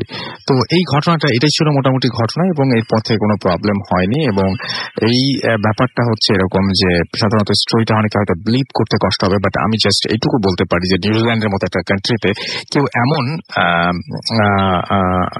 মানে এমন ভাবে কোন একটা ভয় পাওয়ার কারণে তার পার্মানেন্ট জব তখন ওই মানে তার কখনোই ছাড়বে না। মোর ওভার তার হাজবেন্ড যেখানে জব করছিল সেটা মোটামুটি হাজবেন্ডের স্যালারি ভালো পেত। অ্যান্ড আমরা মানে যারা হচ্ছে এখানে থাকেন তারা সবাই একটা জিনিস মানে এই জিনিসগুলোতে আমরা একটা বিলিভ করতো না, বাট ইনসিডেন্ট গুলোর পরে তারাও বিলিভ করতে শুরু করেছিল। এবং স্টুডিওতেই শেয়ার করার ইচ্ছে থাকলেও সম্ভব না, আমি গুছিয়ে বলতে পারি না, তাই ভয়েস রেকর্ড পাঠাইনি। যদি ভালো লাগে তবে পড়ে শোনাবেন। আমি পড়ে শোনালাম এবং আশা করছি আপনাদের অনেক বেশি ভালো লেগেছে। এই ছিল ঘটনা। আমরা সরাসরি চলে যাব আলিফের কাছে। ডক্টর আলিফ আমাদের সাথে নেক্সট ঘটনাটা শেয়ার করবেন। আশা করছি আপনাদের ভালো লাগছে এবং জমজমাট হয়ে উঠেছে আজকের প্রোগ্রামটা। এবং আলিফের এই ঘটনাটা আমি একটু বর্ণনা দিতে চাই। এটা হচ্ছে খুবই স্পেশাল একটা স্টোরি, বিকজ আমি যখন শুনেছিলাম এই ঘটনাটা আমার কাছে অসম্ভব অসম্ভব অসম্ভব ভালো লেগেছিল। আশা করছি আপনাদেরও অসম্ভব অসম্ভব অসম্ভব ভালো লাগবে। এবং এই ঘটনাটা কতটা ভয় পাবেন জানি না, ঘটনাটা খুব উইয়ার্ড, খুবই মানে আজব ধরনের একটা ঘটনা। চলুন শুনে আসি। আসসালামু আলাইকুম লিসেনার্স, আবার আসলাম আপনাদের কাছে। রাসেল ভাই, আমি আসলে সবসময় রাসেল ভাই একটু বড় ঘটনা শেয়ার করি, আমরা ছোট কিন্তু খুব ইন্টারেস্টিং ঘটনাটা, শিক্ষামূলক। হ্যাঁ সেটাই, মানে লাস্টে গিয়ে হয়তো আমি একটা জিনিস বলবো আর কি সবাইকে অ্যাডভাইস হিসেবে। তো আসলে আমি যার কাছ থেকে ঘটনা নেই, রিসেন্টলি কাজের জন্য ঢাকার বাইরে গেছিলাম, তখন ওনার সাথে আমি কাজটা শেষ করে আসার সময় দেখা করে এসেছি। তো ঘটনাটি ঘটে হচ্ছে খুলনা জেলার একটি মফস্বলে। আমি জায়গাটির নাম বলবো না, ওনার পারমিশন যেহেতু নাই আর কি। তো আমি যে এলাকার ঘটনা বলবো, সেই এলাকায় তিনি আর কি ইমাম হিসেবে জয়েন করে একটা মসজিদে। তো মসজিদে যখন ইমাম হিসেবে জয়েন করে, তো রাসেল ভাই শুরু থেকেই মোটামুটি লোকজনের একটা রেগুলার ফেস সবার উচিত মনে ইমাম সাহেবের কাছে লাগতে থাকে যে না, এরা সবসময় রেগুলারলি নামাজ পড়ে আর কি। তো প্রতি শুক্রবার জুম্মার ওয়াক্তে একজন লোককে মানে ওই নামাজ পড়তে এসে, খুব বড় মসজিদ না, ছোট মসজিদ, এলাকায় এখানে প্রায় 40-50টা বাড়ি আছে, একসাথে একটা মসজিদ। তো ওই মসজিদের মধ্যে আর কি প্রতি শুক্রবার জুম্মার মধ্যে এত মানুষ আসতো, এত মানুষের ভিড়ে সবসময় মানে ইমাম সাহেবের একজনের ভিতরে প্রতি শুক্রবারে নজর পড়তো আর কি। আচ্ছা, যে লোকটা একটু আপনার ওই প্রতিবন্ধীদের মতো দেখতে, আমি আসলে ওই ওয়ার্ডটা ইউজ করতে চাচ্ছিলাম রাসেল ভাই, কিন্তু আমাকে কিছু জিনিস বোঝানোর জন্য এটা ইউজ করতে হলো। তো একটু দেখতে ওরকমই আর কিন্তু এদের মধ্যে দেখা যায় যে হয়তো কারো হাতে প্রবলেম, কারো পায়ে প্রবলেম, কিন্তু উনি একদম পারফেক্ট, কিন্তু ওনার মুখের মধ্যে একটা ওরকম লেশ আছে। আচ্ছা, একটু ডিফারেন্ট টাইপের ফেস। ওনার কনভারসেশনও কারোর সাথে হয় না, এবং দেখা যেত শুধুমাত্র রাসেল ভাই শুক্রবারে। এবং তিনি ওই মসজিদে যে দান বাক্সের টাকা পয়সা উঠে অনেক গোনাগুনিও করতো, মাসওয়ারা হতো, আমল নিয়ে কথাবার্তা হতো, আপনার মসজিদে অনেক হাদিস নিয়ে কথাবার্তা হতো, সেগুলি সে প্রতি একদম পুরো জুম্মার ওয়াক্ত থেকে অনেকক্ষণ থাকতো মসজিদে। তো হুজুর প্রায় মানে ইমাম সাহেব প্রায় দেখতেন ওনাকে যে সে অনেকক্ষণ পর্যন্ত স্টে করছে। তো এখন উনি ওই সময় ওই মুহূর্তে আর কি রমজানের ওয়াক্ত চলে আসে রাসেল ভাই। তো রমজানের ওয়াক্তে ডিসিশন হয়, এই এলাকার সবগুলো বাড়ি মিলে ডিসিশন নেয় যে হুজুরকে খাওয়াবে, মানে হুজুরকে খাওয়া দিবে আর কি, খানা দিবে ইফতারের ওয়াক্তে আর সেহরির ওয়াক্তে। তো প্রত্যেকটা বাড়ির ইন্ডিভিজুয়াল একদিন মাসওয়ারা হয় যে কবে কবে কোন বাসায় খাওয়া দিবে। তো যারা রেগুলারলি নামাজ পড়তে আসে তো তারা বসে ডিসিশন নেয় যে কবে কবে খাওয়া দিবে হুজুরকে।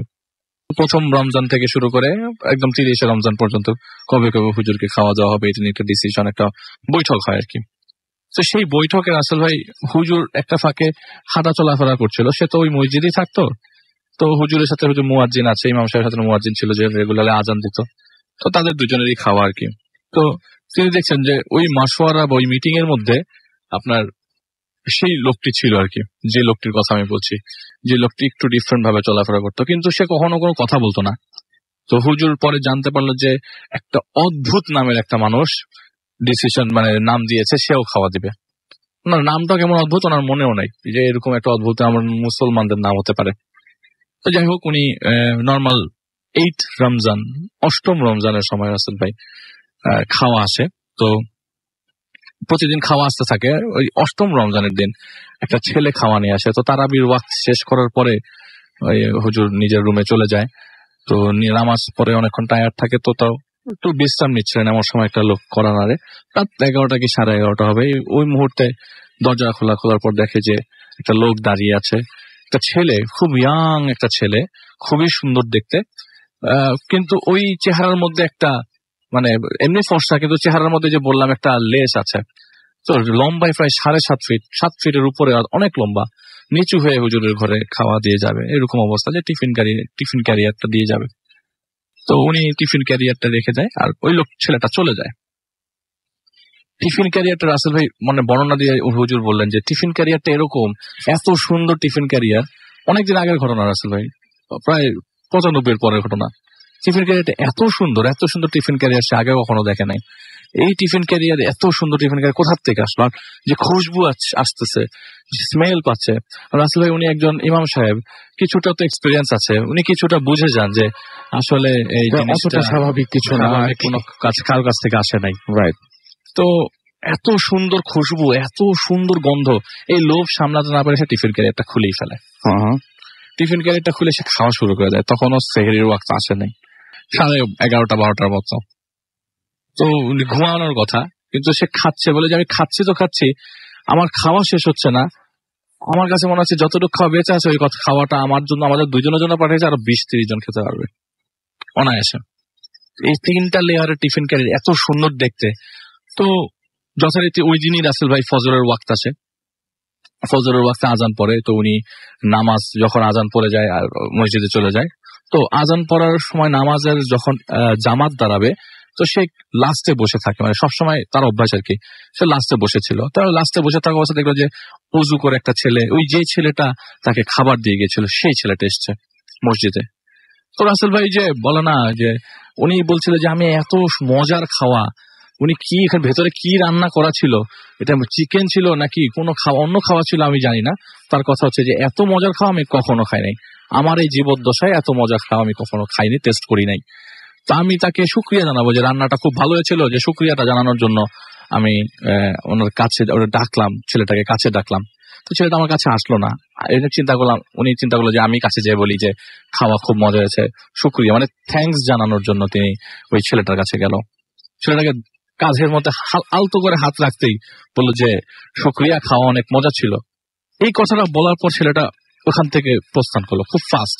কিভাবে, সেটা সবচেয়ে ইন্টারেস্টিং। সবচেয়ে মজার বিষয়, প্রস্থান করার অবস্থায় সে যখন ঘুরে গেল, সাথে বিড়াল হয়ে গেল, একদম চোখের সামনে একটা ছেলে মসজিদের বিড়ালের কম নিয়ে ওখান থেকে বের হয়ে গেল। ও মাই গড, এটা খুব একটা উনি বললো যে আমি তো মানে আমি ওনার কাছে যখন শুনছিলাম, উনি বললেন যে ভাই আমি তো খুব অবাক হয়ে যাই, এরকম নর্মালি সচরাচর রাসেল ভাই অনেক ইমাম সাহেব অনেক হুজুরের সাথে আমি এ পর্যন্ত কনভারসেশনে গেছি, কেউ কখনো ঘটনা বলতে চায় না। বলে যে আমার সাথে ঘটনা, উনি বলছিলেন যে আমার সাথে ঘটনা এরকম আগে কখনো হয় নাই। তো অনেক মসজিদে খাওয়া দাওয়া পাই, তো এরকম কখনো হয় নাই, এত মজার খাওয়া। বা আমি ছেলেটাকে জিজ্ঞেস করতে গেলাম, এরকমও কখনো হয় নাই, যে আমি তো কিছুটা তো আন্দাজ করতে পারি যে আসলে আমি যেসব মুভমেন্ট এখন আছে সেসব মুভমেন্টটা রিয়াল না। তো এর মধ্যে দিয়ে রাসেল ভাই 15 রোজা চলে যায়। স্বাভাবিক অবস্থায় ছিল, সবকিছু স্বাভাবিক অবস্থায় চলছিল, মানে রমজানে সব বাসা থেকে খাওয়া দাওয়া আসছে, তো কোনো সমস্যাই হয় নাই। সেই দিনের পর থেকে আর ওই ছেলেটাকেও দেখা যায়নি রাসেল ভাই। আর কোনোদিন দেখা যায় না। আচ্ছা, কিন্তু 23rd রমজান 15 দিন পর 23শে রমজানের দিন সেই তারাবির পরে সে যখন বিশ্রাম নিচ্ছিলেন হুজুর, তখন সেই 7.5 ফিটের ছেলেটা আবার আসে। আচ্ছা, এসে একটা টিফিন ক্যারিয়ার দিয়ে চলে যায়। তো সে এতটাই মাথাটা ঝিমঝিম করছিল যে টিফিন ক্যারিয়ারটা চেক না করে বিছানার উপরে রাখে।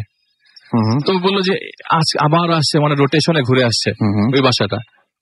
রোটেশনে ঘুরে আসার পরে সে বললো যে আজকে তো কোনো খুশবুই নাই, আজকে এরকম কেন, মানে এত মানে খুশবু লেগেছে, টিফিন ক্যারিয়ারটা খুব মরা মরা, কিন্তু ওই যে আগের টিফিন ক্যারিয়ার যে ডিজাইনটা সেটা কিন্তু এখনো আছে, মানে খুব সুন্দর টিফিন ক্যারিয়ার। আচ্ছা, তো সে কি করবে বলে যে আমি টিফিন ক্যারিয়ারের প্রথম ঢাকনাটা খুললাম আর দেখলাম অনেকগুলা মানুষের আঙ্গুল। আমি দেখার পরে এটা ছুঁড়ে ফেলে দিলাম, আমি এক দৌড়ে উপরে চলে যাই। ওই এলাকায় আমি এমনিতেই নতুন, আমি কখনো এদেরকে আগে দেখি নাই। আপনি যদি টিফিন ক্যারিয়ার খুলে দেখেন অনেকগুলা মানুষের আঙ্গুল, আপনি কি করবেন? আমি বিছানার মধ্যে এগুলি ফেলে দৌড় দিয়ে উপরে যাই।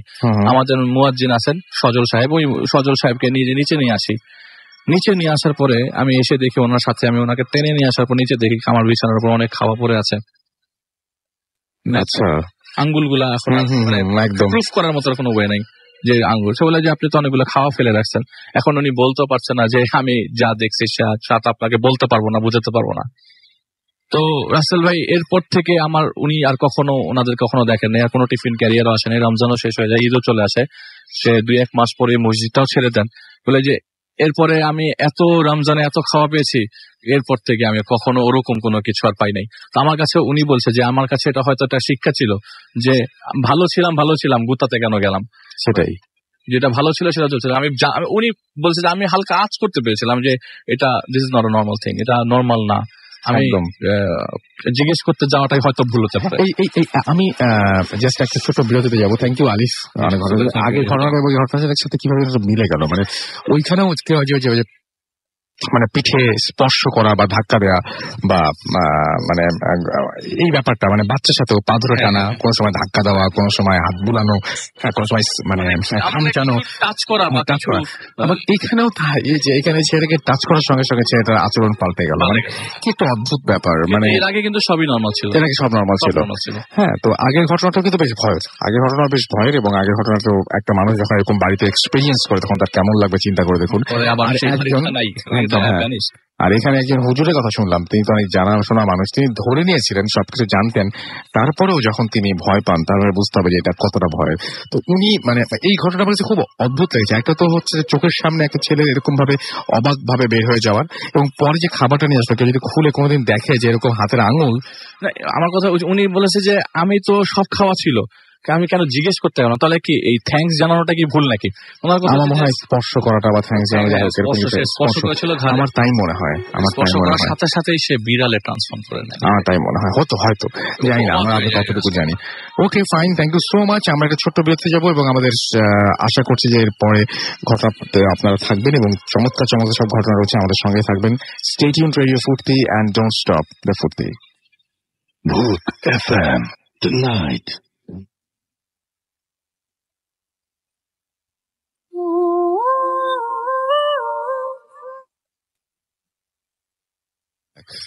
The night comes alive with গ্রামীণ ফোন। শুনছেন সবসময় রেডিও 48.2 FM। আমি রাসেল আছি সাথে, এবং কোনো কথা না বাড়িয়ে কয়েকটা SMS পড়বো এবং তারপরে আমরা ঘটনায় যাব। লিটন বলছেন যে এক্সট্রা অর্ডিনারি এপিসোড আজকে, আমাদের সাথে বরিশাল থেকে বলছেন আজকের মতো প্রত্যেকটা শো চাই এবং অনেক ভালো তাই বলছেন।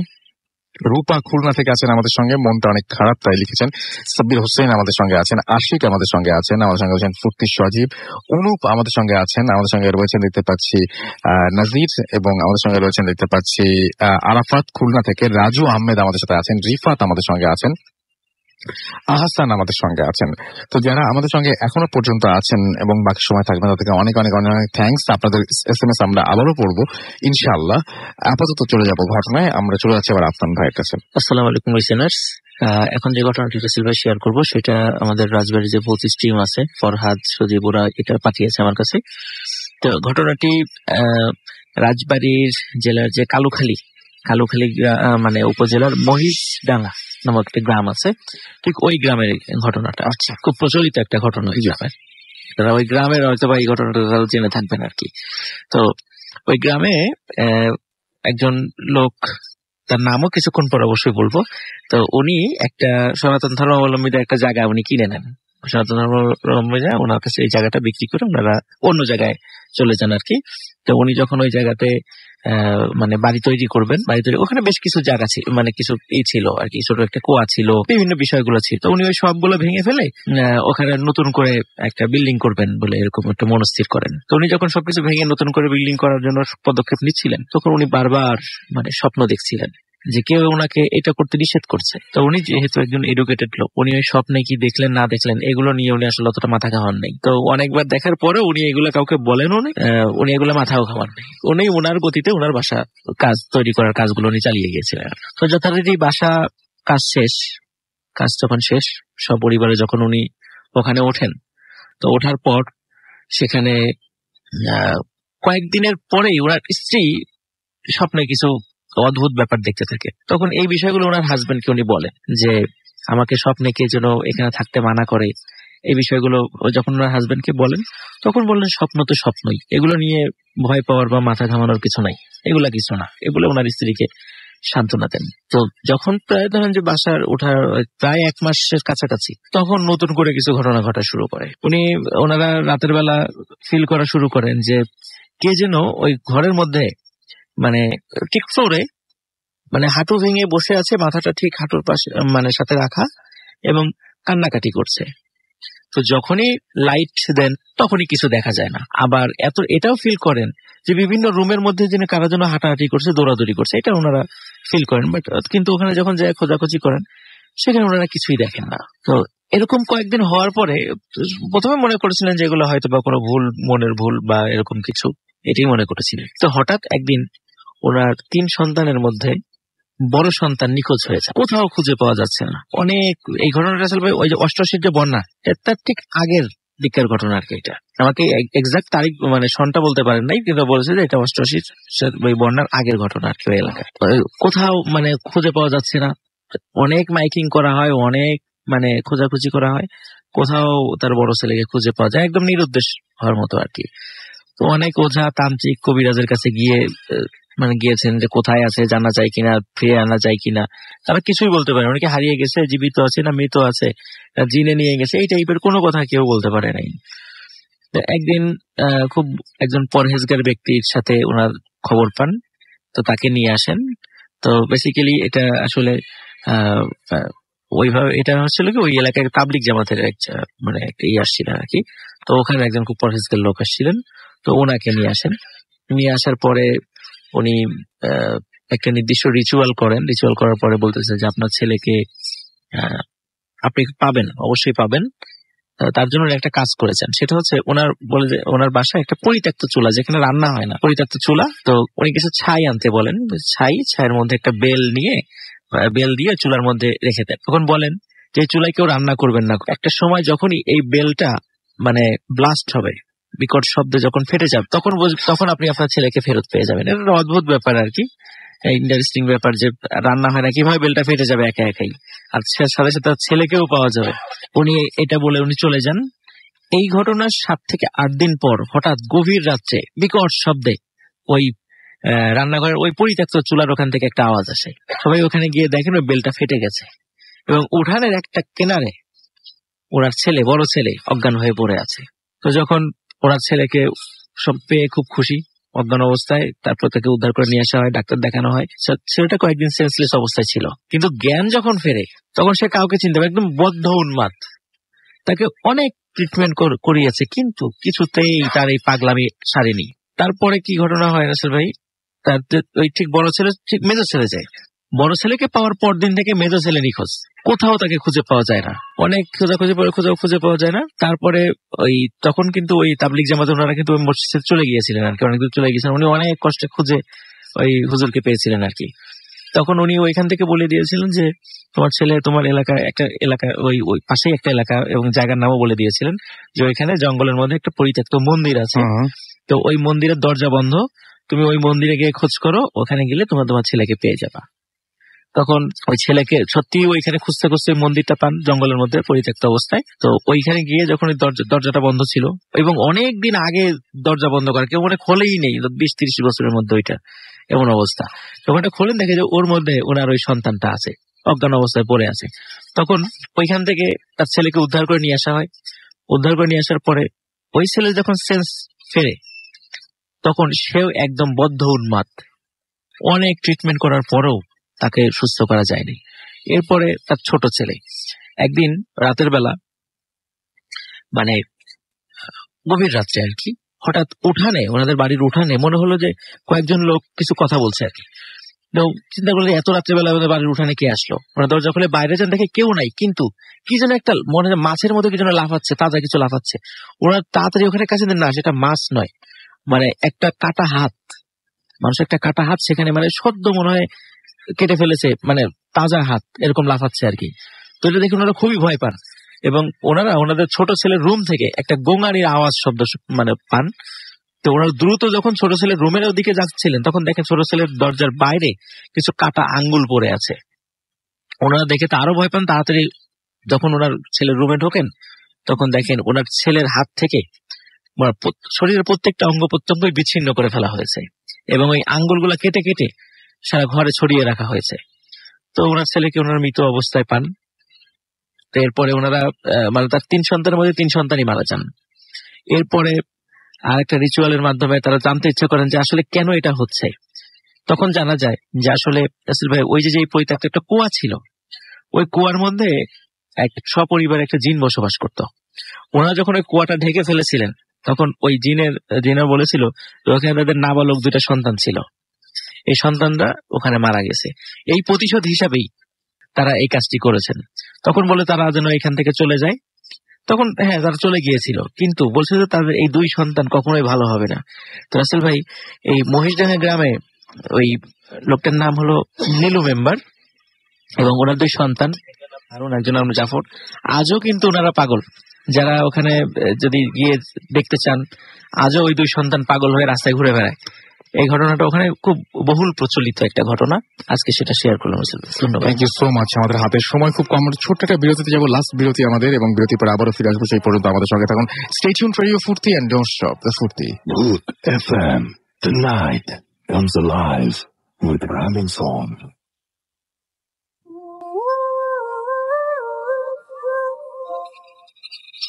Welcome back. শুনছেন সবসময় রেডিও ফুর্তি 8.2 FM। আমি রাসেল আছি, সাথে আমার সাথে রয়েছে মাসুম এবং আজকের অতিথিরা। আমাদের টাইম খুব কম, সুতরাং কোনো কথা না বলে সরাসরি চলে যাচ্ছি ঘটনায়। আমাদের লাস্ট ঘটনাটা শুনবো আমাদের অতিথির কাছে। হ্যালো লিসনার্স, আমি এখন যে স্টোরিটা শেয়ার করব, আপনার নামটা একটু তার আগে বলুন। সরি লিসনার্স, আমি সাদ্দাম খন্দকার। আমি এখন যে স্টোরিটা শেয়ার করবো আপনাদের সঙ্গে, স্টোরিটা আসলে অসমাপ্ত, বিকজ সেটা এখনো রানিং অবস্থাতেই আছে। যাই হোক, স্টোরিটা হচ্ছে আমাকে বলেছিল রাহুল নামে আমার একটা ভাই। তো এটা হচ্ছে ওর নানুবাড়ির এলাকার একটি স্টোরি। তো সেটা হচ্ছে একটা ছেলের সঙ্গে একটা মেয়ের অ্যাফেয়ার ছিল। তো অনেকদিন ধরে রিলেশনটা চলছিল, যে কোনো একটা কারণে ওদের ব্রেকআপ হয়ে যায়। দেন কিছুদিন পর ছেলেটা মেয়েটাকে ব্ল্যাকমেল করে, নানাভাবে ব্ল্যাকমেল করে, এবং ছেলেটা নানাভাবে টাকা চাচ্ছিল, মেয়েটা এভাবে কন্টিনিউ টাকা দিচ্ছিল। তো কোনো একটা টাইমে মেয়েটা আসলে আর পারেনি। হ্যাঁ, আর পারেনি। তখন মেয়েটি বাধ্য হয় তার ফ্যামিলিকে জানাতে। তো মেয়েটির নানুকে জানায়। মেয়েটির নানু আসলে নিজে ব্যাপারটা হ্যান্ডেল করতে পারবে কিনা এটা ভেবে মেয়েটির নানু মেয়েটির মাকে জানায়। মেয়েটির বাবাকে জানানো হয় না, কারণ মেয়েটির বাবা আসলে খুবই রাগী বা মেয়ের উপর টর্চার করবে এটা ভেবে বলে না। তো তারা সিদ্ধান্ত নেয় যে তারা কেস করবে, নানা ইয়ে করবে। তো হঠাৎ করে আবার কেন তাদের মানে ডিসিশন পাল্টে যায়, আই ডোন্ট নো। বাট তারা করে কি, কোন একটা হুজুর বা কবিরাজের কাছে যায়। সেটা হচ্ছে আমাদের এলাকার একটু বাইরে মধুকালী নামক জায়গাতে। তো আসলে উনি অনেক আগে থেকে এসবের সঙ্গে ইনভলভ, ওই হুজুরটা। তো তারা যখন যায়, মেয়েটার নানু ডিটেলসটা ওই হুজুরকে বলে। হুজুর ফার্স্ট টাইম বলে যে না, আসলে এরকম কিছু আমি করতে পারবো না, তবে হ্যাঁ আমি তদবির করে দেখতে পারি। আচ্ছা, তদবির করবার পরে যখন কোনো কাজ হচ্ছিল না, তখন মেয়েটির নানু ডিসাইড করে যে মানে ছেলেটিকে মেরে ফেলবে। কিভাবে মারবে? ব্ল্যাক ম্যাজিকের মাধ্যমে। তো হুজুর বলে যে আচ্ছা ঠিক আছে, আপনি একটা কাজ করেন, আপনি আগামীকাল আসুন এবং আসার সময় অবশ্যই একটা কাফনের কাপড় নিয়ে আসবেন। তো সেটাই করা হয়। এবং যখন কাফনের কাপড় আনা হয় তখন দেখা যায় যে ওই হুজুরটা আগে থেকে একটা ডল অর্থাৎ পুতুল বানিয়ে রেখেছে ছোট্ট করে, এবং ওই পুতুলটাকে ঠিক ওই কাফনের কাপড়ের মধ্যে মানুষ মারা গেলে যেরকম ইয়ে করা হয়, তো ওইভাবে পেঁচিয়ে একটা মানুষ মারা গেলে যেভাবে জানাজা করা হয় সেম ওভাবেই করছে। তো জানাজা করবার পর ওনাদেরকে বলে দিয়েছিল যে আপনারা কিন্তু অবশ্যই এই পুতুলটা যেটা করবেন সেটা হচ্ছে জোড়া কবরের মাঝে, অর্থাৎ দুপাশে দুটো কবর থাকবে, মাঝখানে এই পুতুলটা যে কেউ পুঁতে দিয়ে আসবে। তো কে যাবে? হ্যাঁ, তারা নিয়ে আসলো। তবে হ্যাঁ, হুজুর এটাও বলে দিয়েছিল যে পুঁতবে অবশ্যই কেউ মানে ওটা পুঁতে রেখে আসার সময় অবশ্যই কেউ যদি ডাক দেয় সেজন্য কথা না বলে, তাহলে তার প্রবলেম হবে। তো ওরা বাসায় চলে আসে। দেন মেয়েটার একটা চাচা ছিল, উনি খুবই পরহেজগার টাইপের ছিলেন, এবং উনি আসলে ওই দিন রাতে একটা ওয়াজ মাহফিল শেষ করে উনি বাসায় আসছিলেন। তো উনি যখন দরজার সামনে আসলেন, ওনাদের বাসার সামনে এসে যখন ডোরের কাছে আসলেন, ঠিক ওই টাইমটাতে উনি যেটা দেখলেন সেটা হচ্ছে একটা শ্যাডো আকৃতির, সেটা আপনার মাথায় শিং আছে। উনি দেখে ভয় তো পেলেনি অবশ্যই, কিন্তু তারপরও যেহেতু অনেক কিছু, উনি একজন পরহেজগার মানুষ ছিলেন, উনি নিজের প্রোটেক্টটা উনি নিজেই করে নিলেন। তো উনি ভিতরে ঢুকলেন এবং মেয়েটার নানু ওনার কাছে বললেন যে এই ঘটনা। মেয়েটার মাও আসছিল এবং দুজনেই বললো যে একটা পুতুল দেবো, এটা তোমাকে রেখে আসতে হবে, হুজুর যেভাবে বলেছিল কবরের মাঝে। তো উনি বারবার জিজ্ঞাসা করছিল যে কেন কেন কেন। উনি আসলে বলছিল না, শুধু এতটুকুই মেয়েটার আম্মা এবং মেয়েটার নানু এতটুকুই বলছিল, ডিটেলসটা আমি তোমাকে পরে বলবো, বাট এখন যেটা বলছি সেটা করো, সেটা আমাদের জন্য অবশ্যই মঙ্গলের হয়। তো উনি আর বেশি কথা জিজ্ঞাসা করেনি, কারণ যেহেতু অনেক রিকোয়েস্ট করেছিল, আবার উনিও বলেছিল পরে বলবে। তো ওনাদের একটা কথা ওনারা মিস করে ফেলেছেন, সেটা হচ্ছে যে ওনাকে বলতে ভুলে গিয়েছিলেন যে এটা রেখে আসবার সময় অবশ্যই কেউ ডাকলে কথা বলবা না এবং জোড়া কবরের মাঝে রেখে আসবা, এটা বলতে ভুলে গিয়েছিলেন। উনি যান এবং ওনাদের বাড়ি থেকে একটু দূরেই কবরস্থান ছিল, উনি সেখানে যান এবং উনি জোড়া কবরের মাঝে না রেখে ওটাকে আপনার একটা লাশের একটা কবরের বুকের উপর ওই পুতুলটা পুঁতে দিতে। ওই টাইমে উনি যখন হাতটা দিয়ে মাটি ইয়ে করবেন, পুতুলের থেকে হাতটা সরাবেন, ওই টাইমে উনি অনুভব করেন ওনার হাতটা ভেজা ভেজা। তো উনি যেটা করেন তখন হচ্ছে উনি মানে প্রচন্ড ভাবে ভয় পেয়ে যান। কেন ভেজা ভেজা? মানে কাদা যুক্ত মাটি হলে যেরকম হয়, মানে কাদা হাতে লাগলে যেরকম হয় ওরকম। তো উনি হঠাৎ করে উঠিয়ে যেটা দেখলেন যে ওনার হাত ভরা, মানে মাটি তো এমনিতে লেগে আছে, বাট কেমন যেন আঠালো আঠালো, রক্ত রক্ত। তো উনি ভালো করে যখন মোবাইলটা জ্বালিয়ে দেখেন, উনি দেখেন যে ওনার হাত ভরা রক্ত। এটা সবচেয়ে ইন্টারেস্টিং পার্ট। উনি দেখেন যে পুতুলতে কাফন জড়ানো ছিল এবং পুতুল থেকে রক্ত বেরোচ্ছে। উনি অদ্ভুত ব্যাপার, উনি ঠিক ওই টাইমটাতে ওই পুতুলটাকে তোলেন, তোলার পর উনি দেখতে পান যে পুরো কাফন ধরে টপ টপ করে রক্ত পড়ছে। উনি প্রচন্ড ভয় পান, উনি ওখান থেকে দৌড়ে চলে আসেন ওটা ওভাবে রেখে। এবং কিছু দূর যাবার পর কেউ একজন জিজ্ঞাসা করে যে এই কোথায় গিয়েছিলি, এভাবে দৌড়াচ্ছিস কেন? তখন উনি ওনাকে বলে দিতে চায় যে এই ঘটনা। দেন ঠিক ওই টাইমটাতে উনি আর কোনো কথাই বলতে পারে না, উনি একদম বদ্ধ উন্মাদ এরকম হয়ে গেছে।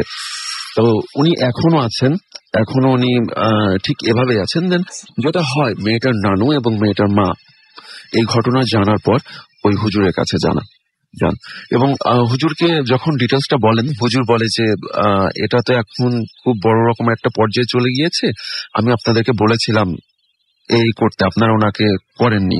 তো এখন এটা করতে হলে শুধুমাত্র একটা উপায় আছে, সেটা হচ্ছে যে ওই যে দলটা ওখানে রেখে দিয়ে আসা হয়েছে, ওই পুতুলটা ওনার নিজেকে উঠাতে হবে।